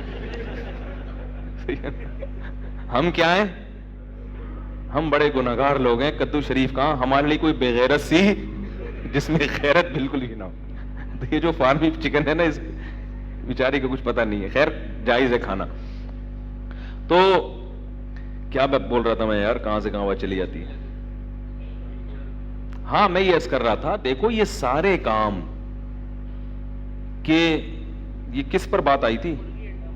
ہاں مرغی کیسے وہ کیا کرتی ہے, وہ انڈوں کو گول گول جیسے جو ایکویبیٹر مشین ہے نا اس میں وہ باقاعدہ یا تو آٹومیٹک گھوم رہے ہوتے ہیں انڈے, یا اس کو 12 گھنٹوں کے بعد گھمانا پڑتا ہے. تو وہ تو انسان نے سیکھا نا, مرغی سے ہی سیکھا. یہ مرغی کو کس نے سکھایا بھائی, سکھا دیا. یہ کیسے محبت سے انڈوں کو سیتی ہے.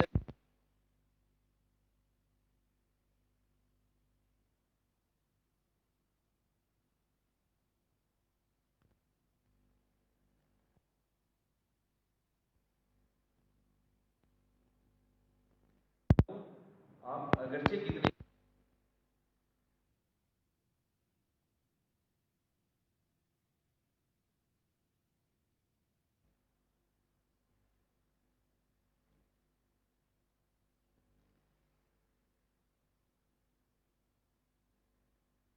کا مطلب یہ نہیں ہوتا کہ آپ کیا ہیں فارغ لوگ ہیں جن کا تو نہیں ہے.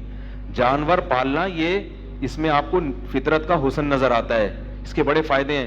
میں ابھی جب تھائی لینڈ گیا ہوں, یہ بیان نہ رہ جائے مرغیوں کے انڈے والا, اس سے جو سبق ملتا ہے نا وہ ابھی میں نے پورا مکمل ہوا نہیں ہے. میں جب تھائی لینڈ گیا نا, ابھی میں نے لائیو کوریج کی وہاں پہ, مقصد یہی تھا کہ وہاں کے لوگوں کو حالات دکھائیں. تو مجھے بڑا تجربہ ہوا. میں نے کہا یار یہ فیس بک پہ لائیو ٹرانسمیشن چلا کے بہت کچھ دنیا کو سکھایا جا سکتا ہے جو بیانات میں نہیں سکھا سکتے آپ. تو میں نے بکریاں پالی ہوئی ہیں, تو میرا ارادہ ہوا کہ یار میں ایک دن صبح جو فجر کے بعد اپنی بکریوں کو کھول کے چارہ کھلاتا ہوں, ان کا دودھ نکال کے پیتا ہوں, گھر میں بھی بیچتا ہوں, تو اس کی بھی میں کسی دن کیا چلاؤں, لائیو چلاؤں کہ دیکھو یہ کیسے مزے کی چیز ہے یار, کیسے پالی جاتی ہیں, کیسے پنجرا بنایا جاتا ہے. کوئی اتنا مشکل کام نہیں ہے, تاکہ لوگوں کو کیا ہو, ایسے جانور پالنا جس سے آپ کو بھی فائدہ ہو اور معاشرے کو بھی فائدہ ہو. اس کی اسلام میں کیا ہے, کیونکہ اسلام میں ترغیب اس لیے کہ ہر وہ کام جو مفید ہوگا وہ اسلام اس کو کیا دے گا, ترغیب دے گا نا. یورپ کے بعض ممالک ایسے ہیں جہاں جانور پالنے پر حکومت کی طرف سے آپ کو سپورٹ کیا جاتا ہے. کتے پالنا نہ شروع کر دیں, کتے پالنے کا کوئی فائدہ نہیں ہے. ہاں چوکیداری کے لیے رکھنا چاہیں تو الگ بات ہے. وہ جانور جن کا گوشت زیادہ کھایا جاتا ہے, بکری ہے, اونٹ ہے, گائے ہے اور دمبا ہے اور مرغی ہے, جب لوگوں میں یہ ایک ٹرینڈ بنے گا نا جانور پالنے کا, تو گوشت کیا ہو جائے گا, بولو نا بھائی, سستا ہوگا. نہیں آ رہی بات, انڈے کیا ہو جائیں گے اور آپ کو اچھی چیز ملے گی. یہ کوئی اتنا مشکل, لوگ سمجھتے ہیں یار کیسے, ہمارے پاس تو جگہ ہی نہیں ہے. بہت کچھ ہو سکتا ہے. چھت پہ پال سکتے ہیں آپ لوگ, اس میں مٹی لا کے ڈال دیں چھت پہ. چھت پہ تو کوئی بھی نہیں آتا نا, بھائی چھت پہ 4 دیواری بنائیں, مٹی لا کے ڈال دیں, ایک تھوڑا سا وہ بنا دیں, بکریاں چھوڑ دیں, تو ایک تمیز سے وہ چیزیں سیکھ لیں. میرے پاس آ جائیں, میں سکھا دوں گا انشاءاللہ آپ کو بکریاں کیسے پالی جاتی ہیں. میں نے دیکھا ہے کہ اچھے اچھے پڑھے لکھے لوگوں نے الحمدللہ جگہ بنائی اور بھینس پال لی انہوں نے. اب کیا ہے, ہمارے ایک دوست ہیں ٹھیک ٹھاک پیسے والے آدمی ہیں, 20-30 تو ان کے اکاؤنٹ ہوں گے میرا خیال ہے, لیکن گھر میں کیا پالی ہوئی ہے, بھینس. گھر کا مطلب یہ نہیں کہ ڈرائنگ روم میں لا کے باندھ لیں آپ اس کو, یا گھر کے صحن میں بدبو آئے, تھوڑی سی ایک الگ سے چھوٹی سی جگہ اس کے لیے بنا دیں. تو وہ خود دودھ نکالتے ہیں صبح, اور سب سے پہلا گلاس خود ہی پیتے ہیں, باقی گھر میں بیچتے ہیں بغیر انجیکشن کے دودھ. آج کل کتنا مسئلہ یہ جو ہم دودھ پی رہے ہیں انجیکشن والا دودھ ہے, اس کی وجہ سے خواتین کی پریگننسیاں ضائع ہوتی ہیں. یہ دودھ, یہ جب انجیکشن لگتا ہے نا بھینس کے, تو اس کے اعصاب ہو جاتے ہیں ڈھیلے. بھینس پر بڑی ہوشیار, ڈیڑھ ہوشیار چیز ہے. میں نے ان سے پوچھا یار یہ انجیکشن لگاتے کیوں, انہوں نے کہا بھینس کا جب تک بچہ نہیں چھوڑو نا تھن پہ, وہ کم بخت دودھ اتارتی نہیں ہے. بات آ رہی ہے سمجھ میں؟ وہ سارا دودھ کھینچ لیتی ہے. تو یہ گوالے کیا کرتے ہیں, ٹینشن سے بچنے کے لیے بچہ تو فوراً بیچ دیتے ہیں, جو کہ جائز نہیں ہے. جو جانور اپنے بچوں سے بے پناہ محبت کرتے ہیں, علماء نے لکھا ہے کہ بچپن میں آپ ان کو ماں سے الگ نہیں کر سکتے. سمجھ میں آ رہی ہے بات؟ یہ فتویٰ ہے. جو جانور جیسے بکری ہے, گائے ہے, بھینس ہے, بہت زیادہ یہ پاگلوں کی حد تک محبت کرتے ہیں اپنے بچوں سے, تو بالکل ہی بچہ ہو گیا فوراً آپ نے اس کو بیچ دیا, یہ درست نہیں ہے. اس سے ماں کو, بچے کو بھی تکلیف ہوتی ہے اور ماں کو بھی کئی دنوں تک چیختی رہتی ہے وہ. تو وہ بچہ بیچ دیتے ہیں. اب وہ بھینس دودھ اتارتی نہیں تو کیا لگاتے ہیں آگے؟ انجیکشن.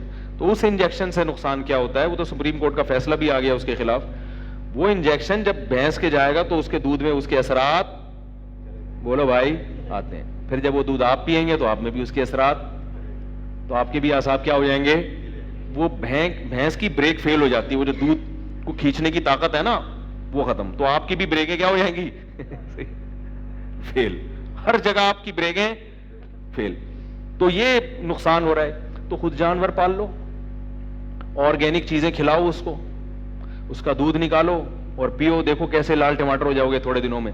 یہ جو خالص دودھ ہے نا, تازہ, بوائل نہیں, دودھ کو جب ابال لیا تو 35% منرلز اس کے کیا ہو جاتے ہیں؟ ضائع. اسی وقت دودھ نکالا اور پی لیا, معدے کی تیزابیت ختم ہو جائے گی, ہڈیاں مضبوط ہو جائیں گی, 10 قسم کی بیماریوں کا علاج ہے. یہ صرف غذا نہیں ہے, یہ دوا بھی ہے, خالص دودھ جو ہے. تو کتنا اچھا دودھ ملے گا آپ کو. پھر آپ اسی کو گھر میں ابال لو تو بلائی نکال لو, کیا خیال ہے؟ پھر اسی کو آپ گھماؤ تو مکھن نکال لو. کیا بھروسہ یہ جو مکھن دکانوں سے ہم خرید رہے ہیں, یاد رکھو جو بھی پیکنگ کی چیزیں آ رہی ہیں, میں نے ایک بہت بڑے ڈاکٹر سے سنا کہ جس چیز کی بھی ایڈورٹائزمنٹ ہو رہی ہے اسے مت کھاؤ, کیونکہ کمپنیاں آپ کو صحت دینا نہیں چاہتی, یہ پیسہ کمانے کے لیے بنی ہے. آج کل ڈاکٹر لوگوں کی صحت کا, سوائے ان ڈاکٹر کو جہاں بیٹھے ہوئے ہیں, اتنا خیال نہیں کر رہے. تو جو بیان سن رہے ہیں وہ بھی, تو کمپنیاں کہاں سے خیال کریں گی؟ تو اس لیے گھر میں مرغیاں پال لو, انڈے ہی انڈے, کیا خیال ہے؟ اتنی برکت ہوتی ہے اس میں, اتنی برکت ہوتی ہے. تو میرا ارادہ ہے کسی دن میں پوری لائف جو ہے نا وہ چلاؤں گا. دیکھو صبح صبح آدمی اٹھ کے کیسے مزہ آتا ہے, پھر اس سے ذہنی سکون بھی ملتا ہے انسان. بعض نفسیاتی ڈاکٹر نفسیاتی بیماری کا علاج یہ بتاتے ہیں کہ آپ گھر میں بکریاں یا مرغیاں پالیں. کسی نفسیاتی ڈاکٹر سے آپ پوچھ لیں کہ ان کو جو, جن کا, میرا دماغی توازن اللہ کا شکر ہے بالکل ٹھیک ہے, مجھے کسی ڈاکٹر نے نہیں کہا, لیکن جن کا خراب ہو جاتا ہے نا اس کا ایک حل یہ بھی ہے. ہمارے دور کی کوئی رشتہ دار خاتون تھی, وہ سسرال کی وجہ سے نا بہت زیادہ ان کا مسئلہ خراب ہو گیا, تو ان کو ڈاکٹر نے باقاعدہ بتایا آپ بکریاں پالو. انہوں نے کہا ہم کہاں سے پڑھے لکھے لوگ ہیں, کیوں پالیں؟ انہوں نے کہا پال لو بھائی. تو وہ بڑا انسان کا دل لگتا ہے ان چیزوں میں, لیکن یہ نہیں کہ سارا دن بکریوں کے ساتھ ہی گزار دے اپنے, یہ تو تھوڑا سا ایک سہولت کے لیے.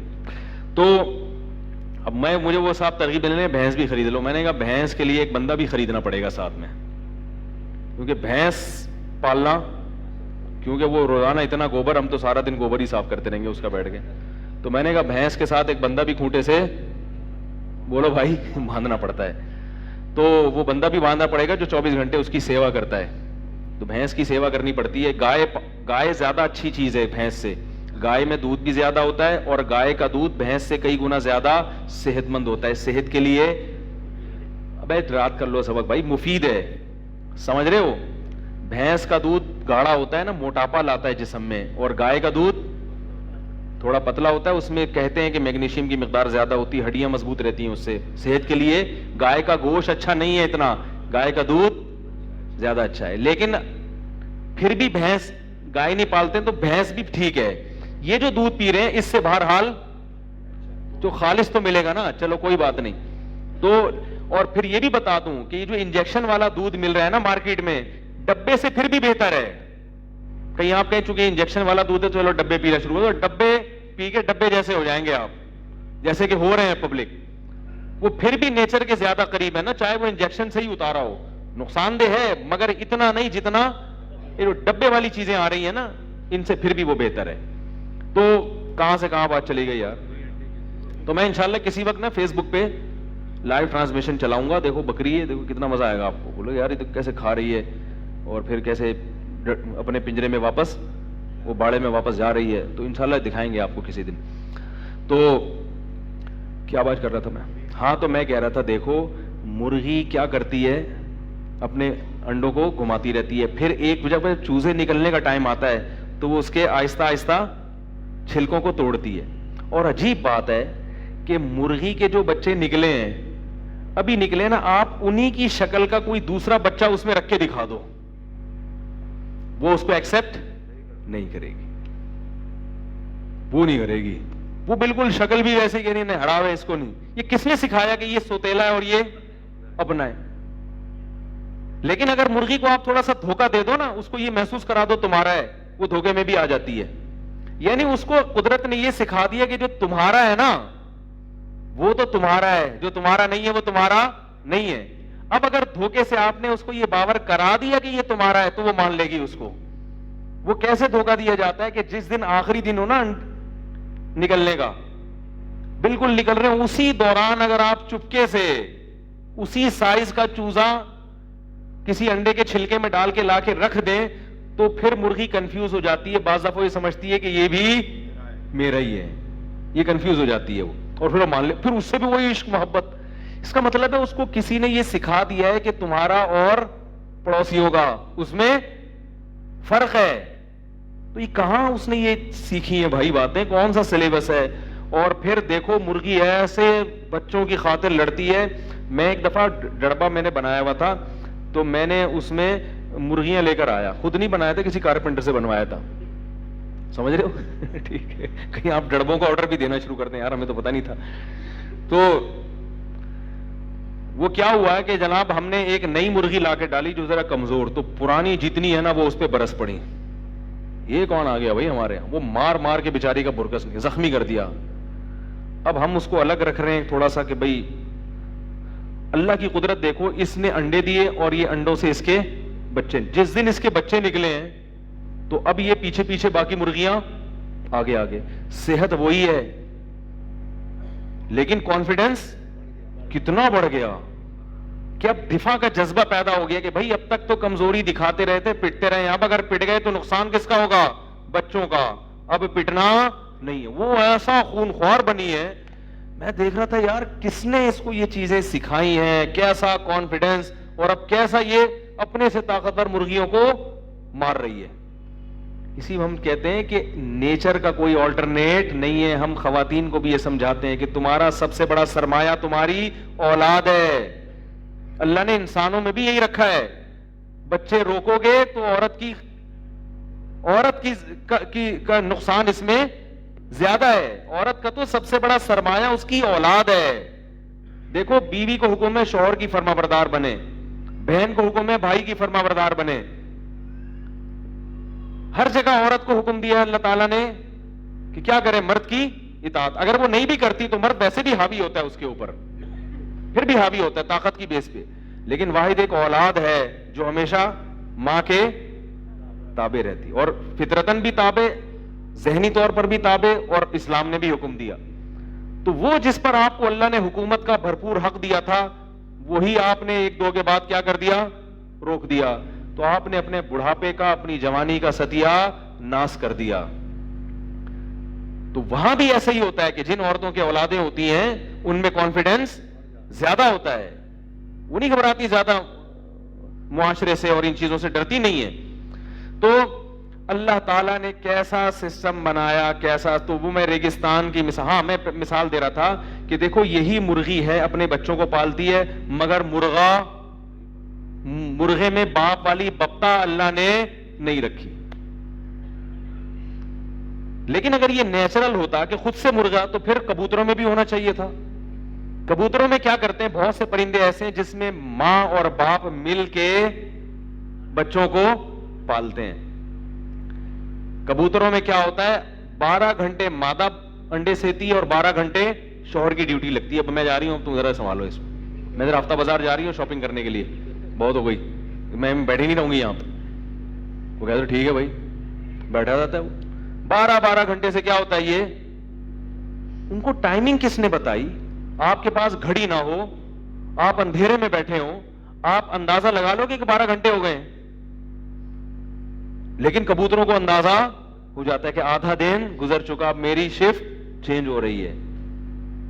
یہاں اللہ نے باپ کے دل میں بھی, کیونکہ یہاں ماں کی محنت کیا تھی, زیادہ تھی, شاید اس کی وجہ یہ ہو کہ مرغی کو دانا جو جس قسم کا چاہیے وہ اڑوس پڑوس میں مل جاتا ہے, کبوتروں کو دور جانا پڑتا ہے.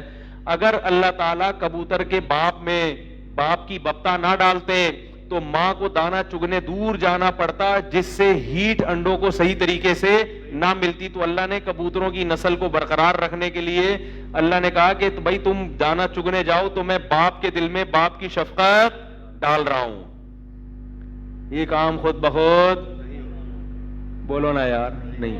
اور اللہ کی قدرت دیکھو, جب کبوتروں کے پیر جو ہوتے ہیں نا ان میں باپ مر جائے اگر, یعنی اس کی کبوتری بیوہ ہو جائے, تو فوراً دوسری شادی کرتی ہے وہ بغیر عدت کے. ٹھیک ہے, وہ دوسرا میاں تلاش کر لیتی ہے اور پھر وہ انڈے سینا بھی چھوڑ دیتی ہے, کیونکہ وہ جو سوتیلا باپ ہے نا وہ یہ سوتیلے بچے برداشت نہیں کرتا. وہ نہیں کرتا, بولا ہٹاؤ اس کو, میری شادی کی شرط یہ کہ یہ یہاں سے ہٹاؤ ان کو. سوتیلا پن دکھاتا ہے وہ. لیکن اگر مادہ مر جائے تو باپ شادی نہیں کرتا جب تک کہ یہ بچے کھا پی کے. باپ کو اتنی تمیز آج کل انسانوں میں نہیں ہے. تو کس نے سکھا دی بھائی, کس نے سکھا دی؟ کوئی ہے جس نے اتنے دماغوں میں سافٹ ویئروں کو انسٹال کر دیا ہے. اور جن جانوروں کی نسل آرام سے بڑھتی ہے ان میں اللہ نے ماں کی یا باپ کی محبت ڈالی ہے. جن کی نسل بے حساب بڑھتی ہے اللہ نے کہا ان میں ماں کی ممتا کی ضرورت ان کو نہیں ہے, تو وہاں اللہ نے ماں کی ممتا ڈالی نہیں. مچھلیوں کو دیکھ لو, مچھلیاں ہزاروں انڈے دیتی ہیں, ان سے ہزاروں لاکھوں بچے نکلتے ہیں. اگر مچھلی بھی اپنے بچوں کو اس طرح سے پالتی تو سمندر میں پاؤں رکھنے کی جگہ نہ ہوتی. اللہ نے کہا پیدا کرو کھا جاؤ, جو بچا اس کی قسمت. ٹھیک ہے نا, وہی مچھلی وہی انڈے وہی بچے, مگر کیا کر رہی ہے, کھا رہی ہے. آپ کہہ سکتے ہیں ہو سکتا ہے سمندر میں کوئی ماحول اس قسم کا ہو, تو بھائی ویل مچھلی کیوں پھر پالتی ہے اپنے بچوں کو؟ وہ بھی مچھلی ہے مگر وہ اپنے بچوں کو باقاعدہ دودھ پلاتی ہے. کیسی قدرت ہے. اس سے پتا چلتا ہے کہ یہ نیچرل نہیں ہے, نیچر خود بخود نہیں ہے, ایک لگا بندہ منصوبہ ہے. ذالک تقدیر العزیز العلیم. اللہ فرماتے ہیں یہ تمہیں خود سے نہیں مل رہا یہ سب کچھ, اور یہ زمین پہ زندگی خود بخود نہیں ہے. کوئی ہے جو تمہاری ضرورتوں سے واقف ہے, علیم ہے, اور تقدیر اس نے ایک مینجمنٹ قائم کر دی, اندازہ لگا دیا ہے کہ کس کو کس وقت کیا چاہیے. تو ماں کی محبت بھی قدرت کی طرف سے تحفہ ملتی ہے بچے کو, گاڈ گفٹڈ ہے یہ. باپ کی محبت بھی گاڈ گفٹڈ ہے, کیونکہ اللہ چاہتا تو اس کو ہی کیا بنا دیتا, ڈائن بنا دیتا, چڑیل بنا دیتا, مچھلی کی طرح سانپ کی طرح انڈے دو اور کھا جاؤ, مار دو اس کو. تو یہ سب چیزیں جو ہمیں انسان کو چونکہ ضرورت ہے, کیونکہ اسے انسان بننا ہے, اس کو ضرورت ہے ماں کی محبت کی بھی اور باپ کی محبت کی بھی. تو اللہ نے پیدا ہوتے ہی آپ کے لیے باپ کی محبت اور ماں کی محبت کا انتظام کر دیا, کیونکہ صرف آپ کو خوراک نہیں چاہیے, ایک اچھا خاندان بھی چاہیے رہنے کے لیے, اچھا معاشرہ بھی چاہیے. جنگل میں تو صرف آپ کے پاس جو ہے نا خوراک رکھ کے جا رہا تھا تو آپ اس پر ایمان لے آئے, اور اس دنیا کے جنگل میں جس نے باپ کی محبت بھی دی, ماں کی محبت بھی دی, اور پھر بلوغت کے بعد نکاح کا انتظام کیا, سسرال دیا, پھر اولاد دی, پھر پوتے نواسے, پھر کاروبار, پھر بزنس, پھر آسمان سے بارشیں اور زمین سے تناور درخت, اور پھر جڑی بوٹیاں پیدا کر دیں علاج کے لیے. حدیث میں آتا ہے صحیح بخاری کی حدیث, ما انزل اللہ من داء الا انزل له دواء او شفاء او کما قال صلی اللہ علیہ وسلم. فرمایا کوئی بیماری دنیا میں اللہ نے ایسی پیدا نہیں کی جس کی علاج بھی دنیا میں پیدا نہ کیا ہو. یہ جو ہم کہتے ہیں نا لا علاج بیماری, یہ لا علاج ہمیں اس لیے لگتی ہے کہ ہم اس کا علاج ابھی تک دریافت نہیں. دنیا میں اس کا علاج ہے, بخاری کی حدیث ہے. ہر چیز پیدا کر دی اور ڈال دیا تحقیق میں, بھائی تلاش کرو مل جائے گا علاج اس کا, تلاش کرو, ہے زمین میں موجود ہے, ہر بیماری کا علاج ہے, ہمیں نہیں ملتا. تو ہماری سستی ہے, ہماری کاہلی ہے. تو یہ سب خود بخود یہ ایسے ہی ہے جیسے آپ کے سر میں درد ہے, ریگستان میں کوئی الماری رکھ کے چلا جائے, آپ کہیں یار دوا, آپ کہیں انہی ونڈوز میں تلاش کرو, کہیں نہ کہیں تمہیں سر درد کی گولی مل جائے گی. اب آپ تلاش نہیں کر رہے تو یہ کس کی ہیڈیک ہے, یہ تو آپ کی ہیڈیک ہے. تو یہ کیسے ہو سکتا ہے میرے بھائی خود بخود؟ اللہ نے فرمایا ان الذین یخشون ربهم بالغیب، وہ لوگ جو اپنے رب سے ڈرتے ہیں بغیر دیکھے. تو رب کہتے ہیں پالنے والے کو. تو اس رب کے لفظ میں اللہ نے اس اعتراض کا جواب دے دیا کہ جب دیکھا نہیں ہے تو کیسے ایمان لائیں. تو اللہ کہہ رہے ہیں میں تمہیں کسی انہونی چیز پر ایمان لانے کا حکم نہیں دے رہا، بغیر دیکھے رب پر ایمان لانے کا حکم دے رہا ہوں. کیونکہ رب کہتے ہیں پالنے والا. اگر پل رہے ہو تو یقیناً کوئی نہ کوئی پالنے والا ہے، اگر نہیں پل رہے پھر کوئی پالنے والا نہیں ہے. اگر پل رہے ہو تو تمہارا پلنا اس کی علامت ہے کہ کوئی پالنے والا ہے، اس کو دیکھنے کی ضرورت نہیں ہے ایمان لانے کے لیے. تو آگے فرمایا یخشونا، جو لوگ اس سے ڈرتے ہیں. تو رب پر ایمان لانا کافی نہیں ہے، رب سے ڈرنا ممکن ہے. بہت سے لوگ کہیں بھائی بہت سے غیر مسلم تو رب پہ ایمان لاتے ہیں، عیسائی بھی مانتے ہیں، یہودی بھی مانتے ہیں. میں نے ترکی میں پہلی دفعہ یہودی دیکھا بالکل زندہ. یعنی اب تک تو یہودی ہم نے یوٹیوب وغیرہ پہ دیکھے تھے، یہاں تو یہودی ہوتے نہیں نا. ترکی میں 20,000 یہودی ہیں، خلافت عثمانیہ نے پناہ دی تھی یہودیوں کو، تو اس کی باقیات ہیں ابھی. تو میں نے بالکل زندہ یہودی دیکھا چلتا ہوا، اتنی بڑی داڑھی اس کی اور سر پہ ٹوپی. میں نے کہا یہ تو ہمارے شیخ الحدیث اتنی بڑی داڑیاں نہیں رکھتے. اس سے کیا پتہ چلتا ہے کہ دیکھو یہودیوں نے اپنے مذہب میں اتنی تحریف کی مگر داڑھی پھر بھی ان کے مذہب میں ہے، اس کو وہ ابھی تک نکال نہیں سکے.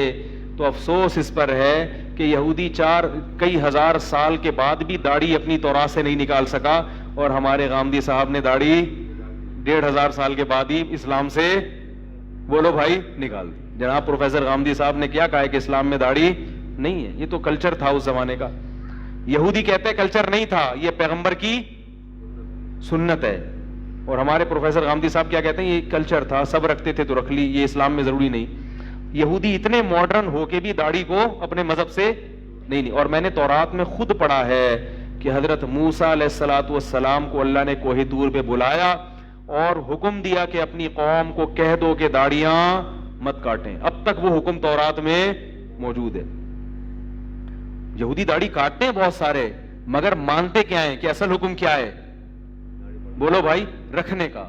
عیسائیت میں بھی داڑھی ہے، اسلام میں بھی ہے، اور یہودی میں تمام آسمانی مذاہب داڑھی کے بولو نا بھائی قائل ہیں. تو اس لیے بھائی یہ جو نئی نئی چیزیں آ رہی ہیں تحقیق کے نام پہ، ان کو فالو مت کریں. اسلام وہی ہے جو 1400 سال سے چلتا چلا آ رہا ہے. تو خیر بات کو سمیٹ کے ختم کروں تو صرف ایمان لانا کافی نہیں ہے کہ کوئی ہے. کوئی غیر مسلم کہتے ہاں بھائی میں مانتا ہوں کوئی ہے یار، کوئی اللہ ہے جو کر رہا ہے سارے کام، بھائی میں مانتا ہوں بھائی میں بھی جنت میں جاؤں گا. فرمایا نا نا نا نا نا، ایسے ماننے کا کوئی فائدہ بولو بھائی نہیں. یخشونا، ڈرو سے. سوال پیدا ہوتا ہے جو پالنے والا ہوتا ہے وہ کوئی ڈرنے کی چیز تھوڑی ہوتا ہے. ارے بھائی جو آپ کا ماں باپ پالتے ہیں تو ماں باپ سے ڈرا جاتا ہے یا محبت کی جاتی ہے؟ ابا کہتے ہیں مجھے ڈرو بس. کہیں گے ابا کیوں، آپ کے چنگیز خان کی اولاد ہو جو آپ مجھے کہہ رہے ہو کہ مجھ سے ڈرو؟ امی کہہ رہی ہیں بیٹا مجھ سے ڈرو. کیوں امی آپ کے سر پہ سینگ لگے ہوئے ہیں بھائی، کیوں ڈروں؟ تو اب یہی سوال ہم اللہ سے کرتے ہیں یا علماء سے کرتے ہیں جو قرآن زیادہ جانتے ہیں کہ بھئی اللہ سے کیوں ڈریں. تو علماء نے لکھا ہے یہ مجاز بحرف مضاف ہے. تھوڑی گاڑی اصطلاح ہے، اس کو میں آسان کر کے سمجھاتا ہوں پھر بیان ختم کرتا ہوں.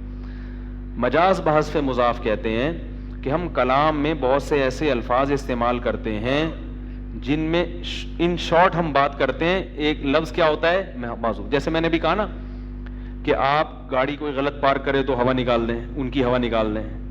تو ان کی کا مطلب کیا؟ ان کی گاڑی کی. تو ان شارٹ کیا کہہ دیا؟ ان کی. حالانکہ ان کی ہوا نکلی تو ان کا وضو ٹوٹ جائے گا اور کچھ بھی نہیں ہوگا. تو یہ گاڑی پنچر ہو گئی، ہم کہتے ہیں نا بھائی گاڑی کیا ہو گئی ہے؟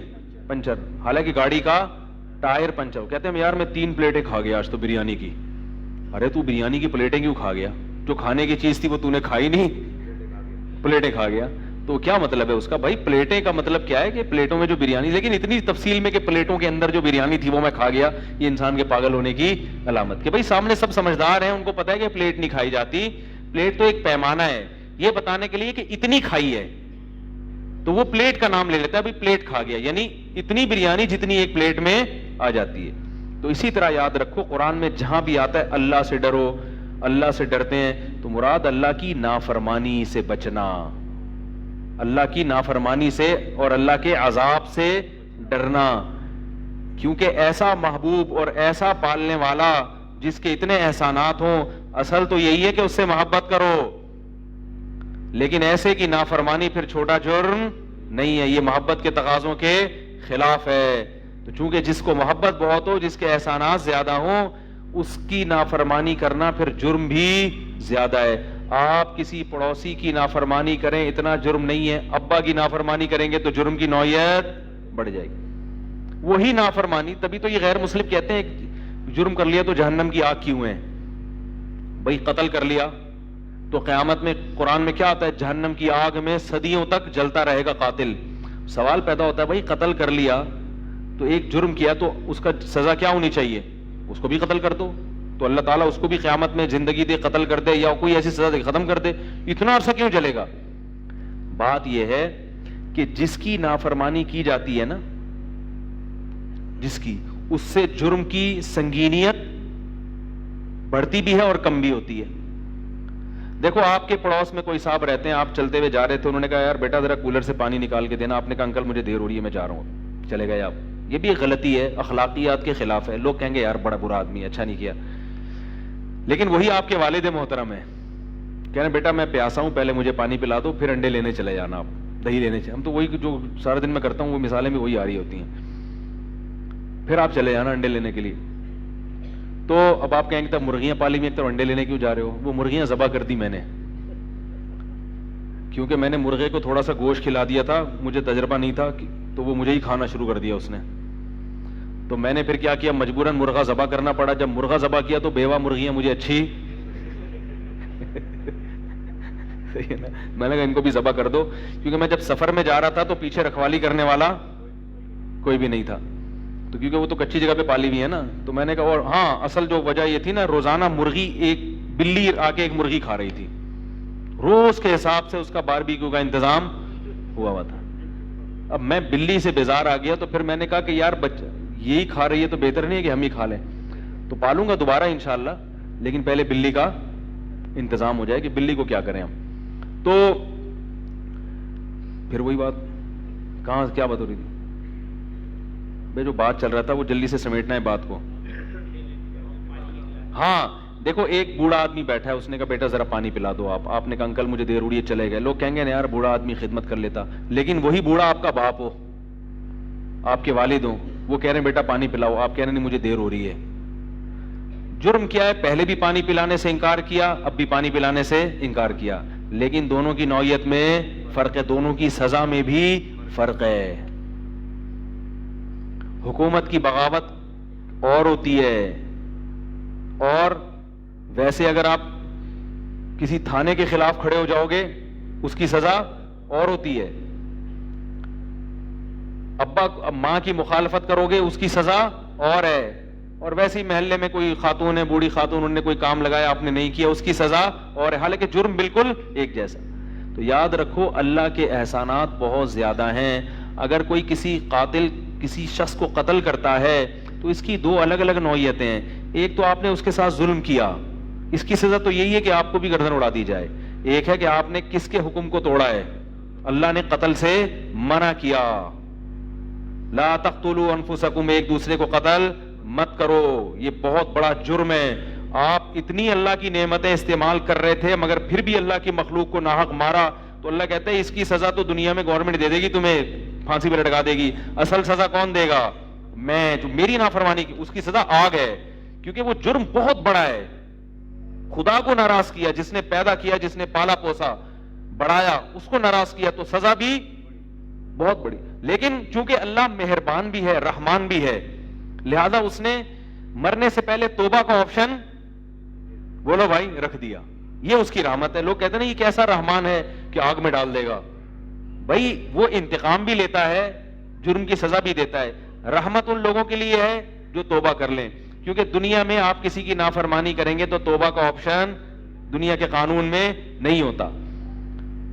آپ نے سگنل توڑا، آگے گئے، پولیس والے روکا، آپ کہتے ہیں استغفر اللہ ربی من کل ذنب واتوب الیہ، وہ چھوڑ دے گا آپ کو؟ جبکہ اللہ نے کیا رکھا ہے؟ موت سے پہلے پہلے 100 دفعہ بھی جرم ہو 100 دفعہ توبہ کا آپشن رکھا ہوا، یہ اس کی رحمت ہے. تو نوعیت بڑھ جاتی ہے جرم کی. تو میں یہ عرض کر رہا تھا کہ اللہ سے ڈرنے کا مطلب کیا ہے؟ اللہ کی نافرمانی سے ڈرا جائے. فرمایا لہم مغفرتن، تو ان لوگوں کے جیسے پہلے طبقے کے لیے جہنم کی آگ ہے، اس دوسرے طبقے کے لیے مغفرت ہے. مغفرت کیا مطلب؟ اگر پھر بھی کوئی کوتاہی ان سے کبھی ہو جائے گی تو اللہ کیا کر دے گا؟ چھوٹے موٹے گناہ معاف کر دے گا، کیونکہ بڑے گناہوں سے یہ بچ رہے ہیں اللہ کے خوف سے. لہم مغفرۃ و اجر کبیر، اور بہت بڑا اجر بھی. یعنی چونکہ کچھ نہ کچھ کوتاہیاں تو ہر ایک سے ہوتی ہیں، چھوٹی موٹی کوتاہیاں، چھوٹی موٹی معاف کر دے گا، اور بڑی کوتاہیوں سے تو کہ تم بچ رہے ہو. اس لیے قرآن میں آتا ہے نا کہ ان تجتنبوا کبائر ما تنہون عنہ، اگر کبیرہ گناہوں سے بچو گے نکفر عنکم سیئاتکم، چھوٹی موٹی خطائیں معاف کر دیں. آج چھوٹی موٹی کے پیچھے پڑے ہوئے ہیں، بڑی بڑیوں کو ہے بھائی. دیکھو آج کل کتنا لوگ خیال کرتے ہیں بھائی آپ کو تکلیف تو نہیں ہوئی، سوری. حالانکہ وہ سوری نہ بھی کرتے کوئی اتنا مسئلہ نہیں تھا، مگر بہن کی وراثت کھائی ہوئی ہے، وہ دینے کے لیے اس کو کتنی سخت تکلیف ہو رہی ہے. ابے بھائی تو وہاں سوری نہ کرتا کوئی اتنا بڑا مسئلہ. ایک صاحب مجھے انگریز کی فضیلت بتا رہے تھے کہ اتنے اچھے اخلاق، ایٹیٹیوڈ اتنا اچھا، جب بھی کوئی بات ہو تو سوری کرتے ہیں. میں نے کہا ابا کو اولڈ ہاؤس کیوں جمع کراتے ہیں بھائی؟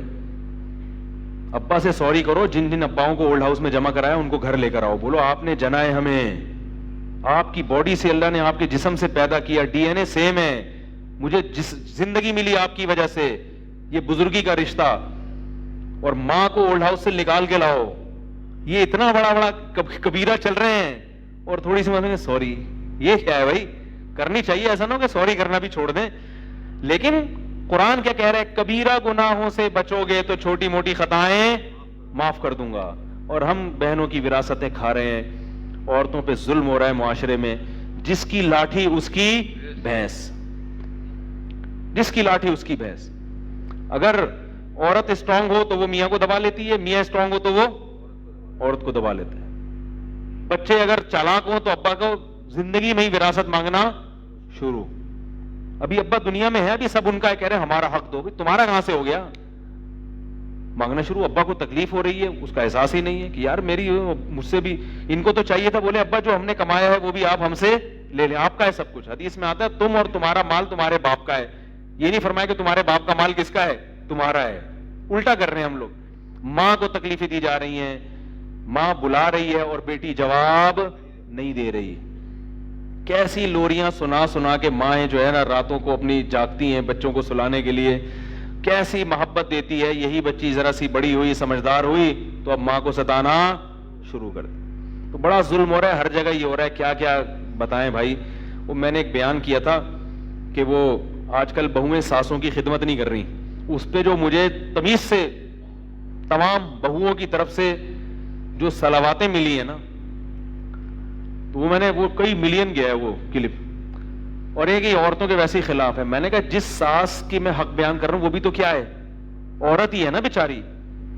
اور یاد رکھو جب ایک ٹاپک پر بات کی جاتی ہے اس کا مطلب یہ نہیں ہوتا کہ دوسری طرف سے ظلم نہیں ہو رہا. وہ تو ایک ٹاپک تھا کہ بھئی ان کو چاہیے کہ وہ اخلاقاً کچھ خدمت کر لیا کریں. باقی ہمیں پتا ہے کہ ساسیں کیا کر رہی ہیں، وہ تو ٹاپک پہ بات نہیں ہوئی نا. تو لوگ کہتے ہیں یک طرفہ بات. بھائی ہمیں بھی پتا ہے کہ بہت سی ساسیں اسرائیل کا کردار ادا کر رہی ہیں. ہم بھی اسی معاشرے میں پیدا ہوئے ہیں، ہمیں بھی پتا ہے گھروں میں کیا ہو رہا ہے.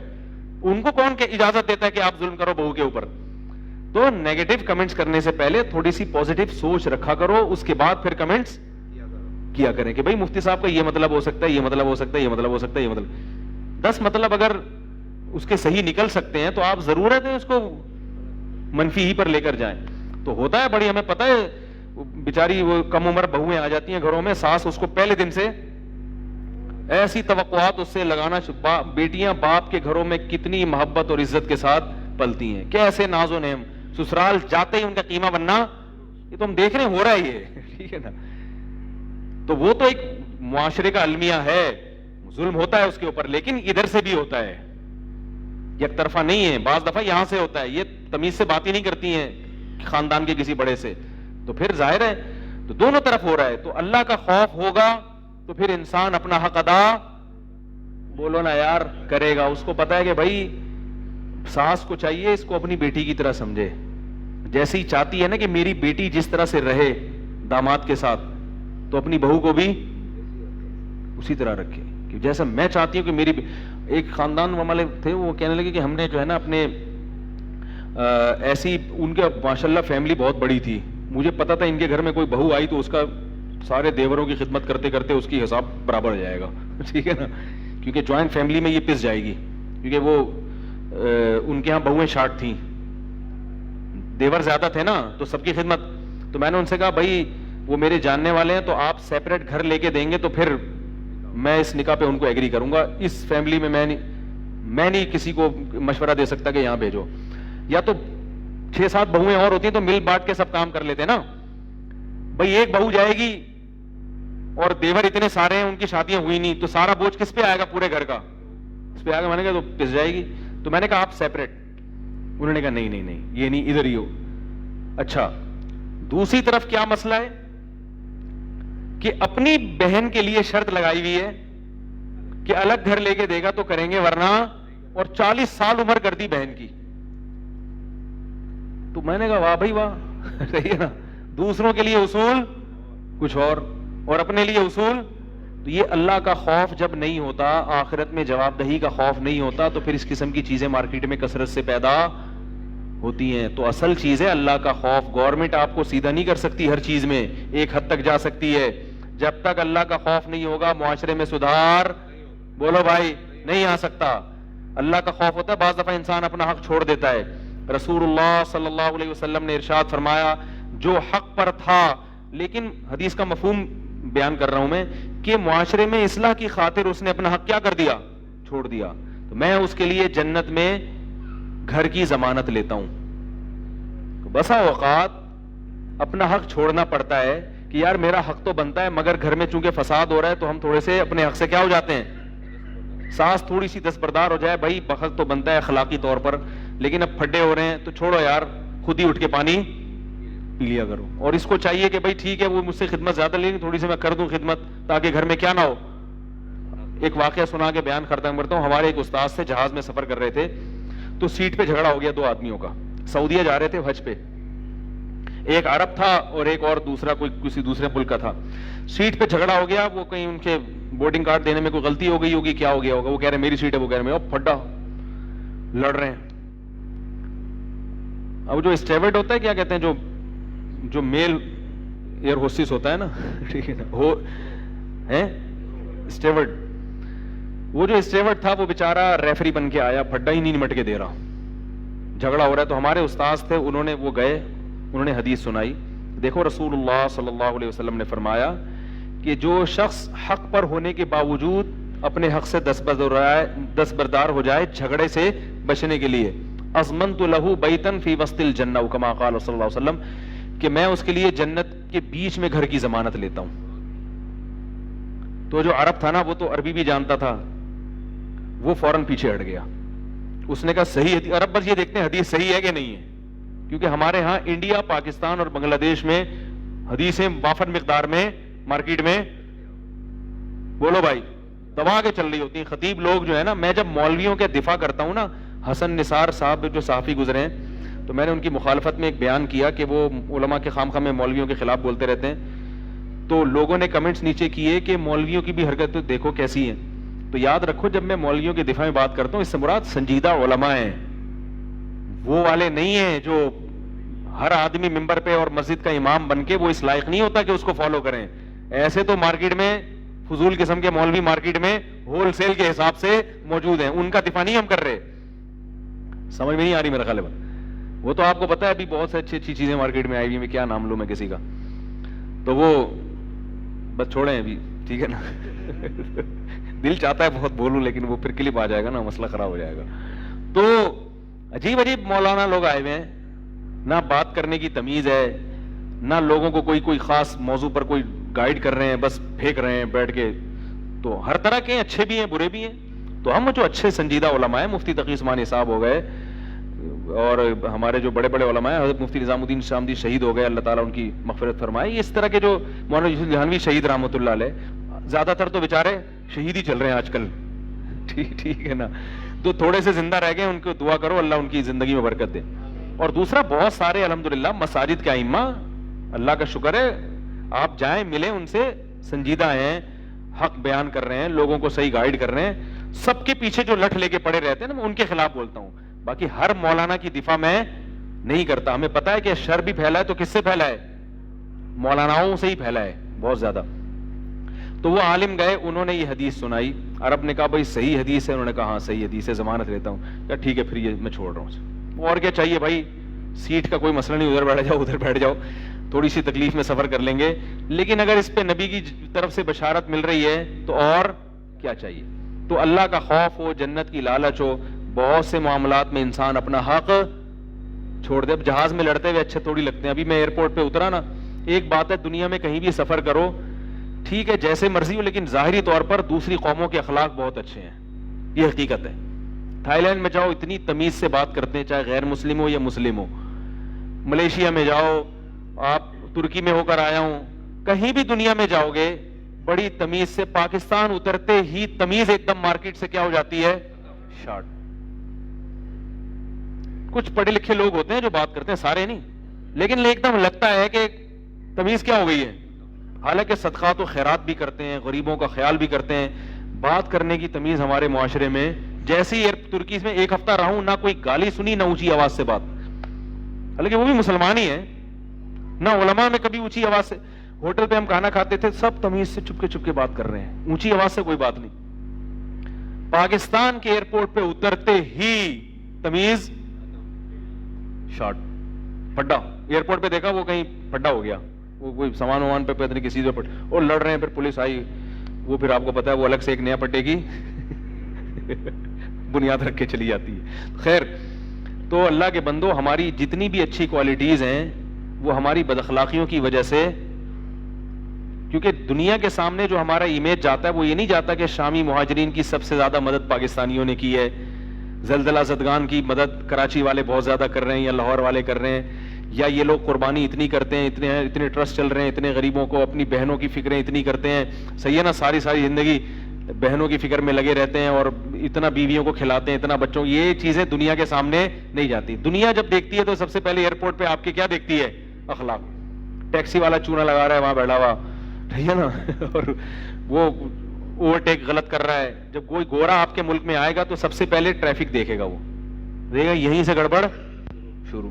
ایک امریکہ سے میرا شاگرد آیا, پڑھتا تھا مجھ سے, عالم بنا.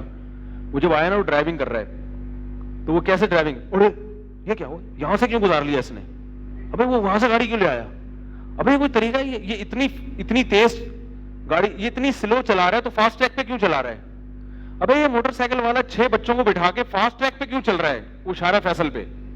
موٹر سائیکل والا 4-6 بچوں کو, بیوی کو بٹھا کے, بالکل جو فاسٹ ٹریک ہوتا ہے نا, جس کو جو نائٹ رائڈر کے لیے بنا ہے, اس فاسٹ ٹریک پہ کون چلا رہا ہوتا ہے, موٹر سائیکل والا اور رکشے والا, اور آرام سے چلا رہا ہے. اب وہ ہارن دے رہا ہے تو ہٹ ہی نہیں رہا, کہہ رہا بھائی ہٹ ہی نہیں رہا. میں نے کہا بھائی تو باولا ہو جائے گا, آ رہی ہے بات, تھوڑے دنوں میں کیا ہو جائے گا, باولا ہو جائے گا. بس جیسے موقع ملنا ہے نا گھسیڑ دو بس. میں نے کہا یہ نہیں ہٹے گا, یہ پولیس کی موبائل بھی پیچھے آ رہی ہوگی تو یہ نہیں ہٹے گا. اس کو اس کی ماں نے وصیت کی ہے, حقیقت ہے, اس کو اس کے باپ نے قسمیں دے کے دنیا سے گیا ہے کہ بیٹا تو 6 بچوں کو بٹھا کے بائک چلا, مگر کوئی پیچھے سے ہارن دے تو کبھی بھی ہٹنے کی کوشش مت کرنا, یہ بزدلی ہے. سر اٹھا کے جینا سیکھو, حقیقت ہے. عزت دار قومیں ہمیشہ سر اٹھا کے جیتی ہیں, وہ کسی کی پاپ واپ سے اور ہارن سے گھبراتے نہیں ہیں. تو شاہی ہے بسیرا کر پہاڑوں کی چٹانوں پر. یہ میں نے کہا ان کے باپ نے, ان کی ماں نے ان کو یہ سکھایا ہے, تو یہ نہیں ہٹے گا. وہ تھوڑا سا زیادہ ہو گیا لیکن بہرحال, تو مجھے یہ لگ رہا تھا یہ واقعی باولا ہو جائے گا, یہ پاگل ہو جائے گا. میں نے کہا بس چلاؤ یار, ابھی ٹائم لگے گا, انشاءاللہ تبدیلی آہستہ آہستہ آئے گی. تو نیا آدمی تو یہ امپریشن پڑے گا نا اس پہ. تو اس لیے بھائی یہ سب چیزیں ہمارے نبی کا حکم ہے. راستے سے تکلیف دہ چیز میں یہ بھی داخل ہے کہ آپ ہلکی گاڑی, اسپیڈ آپ کی ہلکی, اور آپ چلا کس پہ رہے ہیں, فاسٹ ٹریک پہ. تو جو اوورٹیک کرے گا وہ غلط سم سے کرے گا. کئی ایکسیڈنٹ ہو چکے ہیں اس چکر میں, اور میں تو خود چلاتا ہوں, مجھے پتا ہے. بجاتے رہو ہارن. اچھا پھر یہ بھی کرتے ہیں, ہٹتے نہیں ہیں, جب زیادہ ہو تو پھر پیچھے مڑ کے غصے سے دیکھتے ہیں. صحیح ہے نا, نہیں الٹا چور کو تفال کو ڈانٹے, غصے سے دیکھ رہے ہوتے ہیں, غصے میں بھائی ادھر سے گزر جانا, یعنی وہ ہمیں دیکھ رہے ہوتے ہیں کہ بھائی جب یہاں سے راستہ ہے تو یہاں سے گزر جاؤ نا, خود سکھا رہے ہیں کہ قانون کے خلاف چلو. تو یہ چند چیزیں ہماری اگر سیٹنگ پہ آ جائیں تو پھر بہت اچھا ہو جائے گا. لیکن اللہ خیر کرے. اللہ تعالیٰ سے دعا ہے کہ سورہ ملک میں ہم نے جو کچھ پڑھا, اللہ تعالیٰ ہمیں اس پر عمل کی توفیق عطا فرمائے. اور اس کا خلاصہ کیا ہے, رب سے ڈرنا ہے بغیر دیکھے, اور ڈرنے کا مطلب اس کی نافرمانی سے بچنا ہے. تو پھر اللہ کی طرف سے مغفرت بھی ہے اور پھر بہت بڑا اجر بھی. اب وہی سوال ہے کہ اتنا بڑا اجر کیوں, ہم کو اتنی قربانی تھوڑی دے رہے ہیں. اصل بات یہ ہے کہ جب کسی بڑے کی بڑا جب انعام دیتا ہے تو پھر انعام کس حساب سے دیتا ہے. دیکھو سیٹھ عابد کو پرانا زندہ ہے, سیٹھ عابد بہت بڑا اسمگلر تھا نا, کروڑپتی آدمی, اس نے اپنے بیٹے کا ولیمہ کیا اور آپ کو بھی اتفاق سے بلا لیا, اور اس میں وہ دال چاول کھلا رہا ہے. ایسا ہو سکتا ہے؟ اب آپ اس سے کہہ رہے ہیں یار یہ کہ دال چاول پکائے ہوئے, کہا بھائی تمہیں تو یہ بھی نہیں ملتا گھر میں, تو آپ کہیں مجھے گھر میں جو ملتا ہے نہیں ملتا, میں جو آپ کی دعوت میں آیا ہوں تو آپ کی شخصیت کو سامنے رکھ کر. تبھی غریب کو بھی اگر وہ بلائے گا, جو مالدار آدمی جب ولیمہ کرتا ہے تو چاہے اس میں کسی غریب کو بھی بلائے تو اس کی غربت دیکھ کے اس کو کھانا نہیں کھلایا جاتا, اپنی دولت دیکھ کے کھلایا جاتا ہے. تو اللہ جو جنت اپنے بندوں کو دیں گے ہمارے عمل کی غربت دیکھ کے نہیں, اپنی سخاوت اور اپنی قدرت دیکھ کے دیں گے. جنت عمل کا بدلہ نہیں ہے, اس کو تو اللہ نے مجازن کہہ دیا عمل کا بدلہ. حقیقت میں یہ اللہ کی طرف سے مہمان نوازی ہے. تو سوچ لو کہ جو رب اتنا بڑا ہے اور اس کے دونوں ہاتھ پھیلے ہوئے ہیں, اس کی مہمان نوازی کیسی ہوگی. وہ آپ دنیا کی عیاشیوں کو بھول جاؤ گے. لیکن شرط کیا ہے, اللہ کی نافرمانی سے بچنا, نماز کی پابندی, والدین کا احترام, بیوی بچوں کے حقوق. رشتہ داری جوڑنا توڑنا آسان ہے, رشتہ داری جوڑنا بڑا مشکل. اللہ کے لیے جوڑنا کہ بھائی اگرچہ بھائی گڑبڑ کر رہا ہے لیکن اللہ کے لیے اس کو منانے کی کوشش کروں گا, کیونکہ نبی نے فرمایا خونی رشتے توڑنے والا جنت میں نہیں جائے گا. تو یہ سیٹنگ تھوڑی سی مشکل ہے لیکن جنت اسی پہ ملے گی. ہم جنت یہ کام جو کرنے کے وہ کر نہیں رہے ہیں, پتہ نہیں اخپل طریقے سے جنت میں جانے کی صحیح ہے نا, وہ پٹھان ہے آپ پشتون, اس لیے ان کو اخپل پہ ہنسی آ رہی ہے. ہم جنت میں اخپل طریقے سے جانے کی کوشش کر رہے ہیں, اخپل طریقے سے نہیں ملے گی. یہ کر لو, یہ وظیفہ پڑھ لو, ہمارے یہی ہے, یہ اتنی دفعہ پڑھ لو, یہ اتنی دفعہ پڑھ لو, 70,000 دفعہ یہ پڑھ کے پھونک لگا دو, بخش دو, مردہ وہ ہو جائے گا. تو مردہ اتنے آرام سے مشکل ہے اس کا بخشنا. وہ پہلے عمل دیکھا جائے گا. 27ویں رات میں مر گیا تو ڈائریکٹ کہاں چلا گیا, جنت میں. بھائی ایسا نہیں ہے, ٹھیک ہے 27ویں رات میں موت کی ایک فضیلت ہے, مگر پہلے کیا ہے, عمل. بار بار قرآن کہہ رہا ہے عمل عمل عمل. اللہ تعالی ہم سب کو اصلاح کی توفیق عطا فرمائے. جلدی جلدی پڑھ لیتے ہیں. مفتی صاحب قریب 1-1.5 سال سے مجھے میری بھائی یہ حیا کے خلاف جو باتیں ہیں نا وہ کھلے عام نہ پوچھا کریں. اچھا بھائی, فرقان مسجد 12 دری نارتھ کراچی میں قرآن پڑھانے والے قاری صاحبان کو کمیٹی والے صرف 8,000 روپے ماہانہ دیتے ہیں, اور وہ قاری صاحبان 10-12 سال سے پڑھا رہے ہیں. کمیٹی والوں کو اللہ ہدایت دے. 8,000 روپے کوئی تنخواہ ہے یار, کتنی دیر پڑھا رہے ہیں, یہ بھی تو ایسا نہ 5 منٹ پڑھا رہے ہوں, ایسا نہ ہو.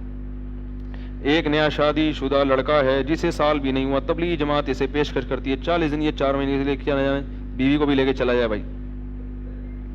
بھائی وہ جس کی نئی نئی شادی ہوئی, تبلیغ والوں سے گزارش ہے کہ اس کو تھوڑے دن گھر میں رہنے, ورنہ وہ وہاں سب کو پریشان کرے گا. حدیث میں آتا ہے پچھلی امتوں میں ایک پیغمبر تھے, بہت سخت لڑائی تھی, جہاد کے لیے جانا تھا, تو بہت سخت لڑائی تھی. تو ان پیغمبر نے حکم دیا کہ جس کی شادی ہونے والی ہے یا جس کی ابھی ابھی ہوئی ہے اس کو ہمارے ساتھ جانے کی اجازت نہیں. صحیح حدیث ہے یہ, کیونکہ ان کو پتا تھا لڑائی اتنی سخت ہے, جس کی نئی نہیں ہوئی ہے یہ بالکل ہونے والی ہے, اس کا دل کہاں کا رہے گا, گھر پہ. وہ لڑے گا نہیں, وہ کہے گا یار مر نہ جاؤں کہیں, ابھی نئی نئی شادی ہوئی ہے. اور اگر اس کو مرنے کا خوف نہ بھی ہوا تو گھر بھاگنے کی چھٹی میں ہی ٹائم ہمارا بھی ویسٹ کرے گا. وہ بار بار آئے گا. وہ مسئلہ ہے کہ والد صاحب بیمار ہیں, ان کے گردوں میں کوئی مسئلہ ہوا ہے. یہی ہوتا ہے نا, ہم اپنے طلبہ کو دیکھتے ہیں جن کی نئی نئی شادی ہوئی ہو نا, وہ مدرسے میں چھٹی کے شادی کے نام پہ تو چھٹی مانگتے ہوئے شرم آ رہی ہوتی. وہ یہ کر رہے ہوتے ہیں یار وہ اصل میں والدہ بہت پریشان ہے, کئی دنوں سے ان کی زیارت نہیں کی ہے, اور یہ ایسے ڈرامے. ہمیں پتا ہوتا ہے مسئلہ اس کے ساتھ کیا ہے, ابھی بیچاری کی نئی نئی شادی ہوئی. پرانی ہو جائے نا اس کو پھر لے کے جاؤ فوراً جائے گا. وہ آئی بات, وہ کہے گا کہ چلہ لکھوایا تھا, اس کو 4 مہینے میں کیا کر لیں, اس کو بڑا اچھا بھاگنے کا موقع ملے گا. خیر یہ تو جو نئی نئی ہوئی ہو ان کو تبلیغ والے میرا خیال ہے تھوڑا خیال کرتے بھی ہیں اس کا کہ بھائی نئی ہے تھوڑا سا گھر میں بیٹھ جائے. ماضی میں ایک شو چل رہا تھا, اس شو میں مفتی, بھائی یار کسی شخصیتوں کے نام نہ لیا کرو. اس شو میں ایک خاص مفتی صاحب تھے, وہاں ایک لڑکی نے مفتی صاحب سے سوال کیا کہ قرآن حدیث میں کہاں لکھا ہے کہ کو ایجوکیشن حرام ہے, تو اس کا کوئی جواب نہیں دیا. بھائی ایسا تو ہر چیز نہیں لکھی ہوتی یہ حرام ہے وہ حرام ہے, جو چیز بے حیائی کا سبب بنے وہ کیا ہے, حرام ہے. تو باقی یہ کہ اب یہ حکومت کا کام ہے کہ وہ ایسے ادارے بنائے جس میں کو ایجوکیشن نہ ہو, لیکن اگر آپ ایسے ادارے نہیں ہیں تو آپ کے لیے پڑھنا جائز ہے. گناہ کس کو ہوگا؟ اب یہ نہیں کہ کو ایجوکیشن ہے تو آپ تعلیم ہی چھوڑ دیں, وہ تو پڑھنا ہے نا, تو اور بڑے نقصان میں مبتلا ہو جائیں گے. گھر میں لڑائی بہت ہوتی ہے, گوشت کھانا چھوڑ دیں, سبزیاں کھایا کریں گھر میں اگر لڑائی ہو رہی ہے نا. بھائی گھر میں لڑائی ہو رہی ہے چپ رہیں, بس گھر سے باہر نکل جائیں, ایسے ہی کریں, اور کیا کہہ سکتے. اکثر کفر کے خیالات آتے ہیں, نعوذ باللہ یہ بھی خیال آتا ہے کہ جس مذہب پر ہوں وہ غلط ہے. یہ وسوسے ہیں شیطانی, یہ آنے دیں, اس سے پریشان بھی نہ اور ان کو بھگانے کی کوشش بھی نہ کریں. وسوسے کا علاج یہ کہ اس کو لفٹ کرانا چھوڑ دیں. یہ کفر نہیں ہے, یہ وسوسے ہیں, شیطان خامخواہ میں پریشان کرتا ہے. اس کی علامت کہ آپ پکے مومن ہیں, یہ علامت یہ کہ ان وسوسوں سے آپ پریشان ہو رہے ہیں. اگر آپ کو اسلام پر اطمینان نہ ہوتا تو آپ پریشان ہوتے, آپ تو خوش ہوتے, کہتے اچھا مذہب غلط ہے تو مجھے اور اس کے بارے میں الٹے خیالات آ رہے ہیں. آپ پریشان ہو رہے ہیں کہ یار یہ جو مجھے خیالات آ رہے ہیں مذہب غلط ہے, تو پریشان ہونا اس کی علامت ہے کہ آپ مذہب کو صحیح سمجھتے ہو اور اس پریشانی کو اپنے لیے نقصان دہ سمجھتے ہو. تو یہ عین ایمان ہے. سمجھ میں آ رہی ہے بات؟ لہذا اس کا حل یہ ہے کہ آنے دو, نہ بھگانے کی کوشش کرو نہ لے کر آؤ, آنے دو, آنے دے. وہ تعویذ دیا تھا نا کسی نے کہ بھئی یہ کالا کتا کے تصور نہ آئے گھر میں جب داخل ہو, سنا ہے نا. وہ ایک پیر نے کسی کو تعویذ دیا, 1 لاکھ روپے لے لیے, بولا یہ تعویذ جب اثر کرے گا جب گھر میں داخل ہوتے ہوئے دماغ میں کالا کتا نہیں ہونا چاہیے. اب کس کے دماغ میں کالا کتا ہوتا ہے بھائی؟ لیکن وہ پیر ہوشیار تھا, اس کو پتا تھا کہ کالا کتا آئے گا, اور میں ویسے بھی تعویذ نے اثر نہیں کرنا تھا. اب وہ بیچارہ گنوار جا رہا ہے, بار بار کالا کتا نہ آ جائے, کالا, وہ جتنا بولے گا کہ نہیں آئے اتنا ہی کتا دماغ میں آ رہا ہے. بھائی بولتے ہی نہیں اس کو تو نہ آتا اس کے دماغ. اب وہ گھر میں جب داخل ہو کالا کتا, اب یوں کر کے جھڑک رہا ہے, بھائی کتے تو نکل یہاں سے. وہ جتنا جھڑکے گا اتنا بالآخر اب کب تک گھر سے باہر رہتا, چلا گیا. تو پھر بعد میں اپنے پیر سے کہا تعویذ نے اثر نہیں کیا. اس نے کہا یقیناً کالا کتا ہوگا تمہارے دماغ. اس نے کہا یہ تو میرا قصور ہے کہ تھا. تو وسوسے سے اگر آپ پریشان ہوں گے کہ یار یہ کیوں آ رہے ہیں, تو وہ ختم نہیں ہوں گے اور زیادہ آئیں گے. تو کالے کتے کا علاج یہ نہیں کہ کتا بھگاؤ دماغ سے, اس کا علاج یہ کہ آ رہا ہے تو آنے دو, اپنے کاموں میں مشغول رہو. خود ہی کتے متے جتنے کتے بلیاں سب خود بخود بھاگ جائیں گے. اگر پہلی رکعت نکل جائے تو کیا نماز مکمل کرنے کے بعد وہ پہلی رکعت جو رہ گئی وہ پھر نہیں پڑھنی, وہ پھر بھی ہے, یا آخری رکعت بغیر صورت میں لائی؟ پہلی رکعت نکل گئی تو کیا نماز مکمل ہونے کے بعد وہ پہلی رکعت ہے؟ ہاں وہ پہلی ہے, کیونکہ حدیث میں آتا ہے فقضوا صلاتکم, اپنی نماز کو قضا کرو. ایک میں اتموا ہے, ایک میں قضا ہے. تو قضا وہی ہوتی ہے جو رہ جائے, تو رہی پہلی رکعت ہے. تو اب آپ جو پڑھیں گے وہ کیا کہلائے گی؟ امام جب سلام پھیرے گا, جب آپ کھڑے ہوں گے, تو وہ پہلی رکعت جو امام کے ساتھ نہیں پڑھی وہ والی پڑھ رہے ہیں آپ. سمجھ رہے ہو؟ ایک مرد کا سطر کیا ہے؟ اگر کوئی مرد یا عورت سطر کی پابندی نہیں تو کبیرہ گناہ ہے. مرد کا سطر ہے ناف سے گھٹنے تک, گھٹنا بھی داخل ہے, گھٹنے کھولنا جائز نہیں ہے. اور عورت کا سطر, اس میں 2 چیزیں ہیں. ایک تو عورت کا عورت سے پردہ, وہ تو وہی جو مرد کا پردہ ہے, ناف سے گھٹنے اور کمر بھی داخل ہے اس میں. اور عورت کا جو مرد سے پردہ ہے اس میں سطر میں چہرے اور ہتھیلیوں کے علاوہ پوری باڈی شامل ہے. عورت کسی بھی صورت میں غیر مرد کے سامنے چہرے, سر کے بال, میں نے پہلے کیا کہا تھا, چہرہ یعنی چہرہ اور ہتھیلی کے علاوہ پوری باڈی عورت کی کس میں داخل ہے؟ سطر میں, غیر مرد کے سامنے. اور بعض نے پاؤں کو بھی مستثنی کی ہے, پاؤں کو بھی خارج کیا ہے, لیکن حدیث میں بہرحال پاؤں ڈھانپنے کا حکم ہے. تو چہرے اور ہتھیلیوں کے علاوہ عورت کے پورا جسم غیر مرد سے کیا ہے؟ سطر میں. چہرہ سطر میں داخل نہیں ہے. چہرہ چھپانا اس لیے ضروری ہے کہ اس میں فتنے کا اندیشہ ہے. بات آ رہی ہے سمجھ میں؟ تو جب فتنے کا اندیشہ نہیں ہوتا تو وہاں چھپانا, جیسے بوڑھی عورتوں کو اندیشہ نہیں ہوتا تو ان کے لیے ضروری نہیں ہے. تو اسی وجہ سے میں جہاں بھی دنیا میں گیا ہوں نا, جو وہاں عورتیں, ملیشیا میں آپ دیکھو کسی عورت کا سر کھلا ہوا نظر نہیں آئے گا آپ. ترکی میں بھی ہم نے جو پردے دار عورتیں ہیں وہ سر ڈھانپ کے رکھتی ہیں, چاہے چہرہ بھلے کھلا رہے ان کا. ہمارے ہاں الٹا حساب ہے. ہمارے ہاں خواتین کا چہرہ چھپا ہوا ہوگا اور سر کے بال نظر آ رہے ہوں گے. تو حالانکہ سر کے بالوں کا پردہ وہ چہرے سے زیادہ، بولو نا بھائی، ضروری ہے. چہرہ بھی چھپائیں کیونکہ چہرہ سطر میں داخل نہیں ہے. حجاب ایک الگ چیز ہے، سطر ایک الگ چیز ہے. سمجھ میں آ رہی ہے بات؟ تو چہرہ جوان عورت پہ چھپانا اس لیے فرض ہے کہ اس میں فتنے کا اندیشہ ہے، لیکن وہ سطر میں داخل نہیں ہے. جبکہ سر کے بال میں فتنہ ہو یا نہ ہو، بہرحال چھپانا ضروری ہے. تو اس لیے میں کہتا ہوں جو عورتیں مکمل پردہ نہیں کر سکتی، کم از کم اتنا تو کر لیں کہ چہرے اور ہتھیلی کے علاوہ باقی جسم ڈھانپ لیں. یہ ایک آخری درجہ ہے، یہ ایک آپشن ہے کہ چلو پورا نہیں ہو رہا تو اتنا تو کریں نا، کیونکہ یہ زیادہ بڑا گناہ ہے سر کے بال کسی غیر مرد کے سامنے کھولنا. تو اچھا ہوا یہ مسئلہ آ گیا سامنے. یہ پھر بعد میں ڈیم کے حوالے سے نہیں، وہ بھی ہماری اپنی خود اپنی تحقیق پوری نہیں ہوئی ہے تو کیسے بتائیں. فرقانی مسجد 12 دری قاری صاحب 8 سے رات 8 بجے تک تنخواہ صرف 8000. 12 گھنٹے کام لے رہے ہو، 8000 تنخواہ دے رہے ہو بھائی. قاری صاحب کو چاہیے چھوڑ دیں وہاں سے. اگر ایسا ہے، مجھے نہیں پتا ایسا ہے کہ نہیں. قرآن شریف کے اوپر کیا لکھا ہوا ہے؟ یاسین شریف. ہاں یاسین بھی قرآن ہی ہے. موبائل بچوں کا کارٹون دیکھنا جائز ہے مگر ٹائم ویسٹنگ ہے. بچوں کو ایسے ایم آئی والوں کے کارٹون آتے ہیں جو مفید ہیں، بچوں کو سبق سکھاتے ہیں بہت سارے. آپ یوٹیوب پہ بچے کارٹون تو دیکھتے ہیں، اس کے بغیر تو رہتے نہیں وہ. تو بچوں کو اگر کارٹون دکھائیں تو ایک وقت محدود ہونا چاہیے. پھر کارٹون کی سلیکشن خود کریں کہ کون سا دکھانا ہے. بعض کارٹون ایسے ہیں جو بڑے سبق آموز ہیں، اس سے بچے بہت اچھی باتیں سیکھتے ہیں. ورنہ کارٹون بچوں کے اخلاق کا بیڑا غرق کر دیتا ہے.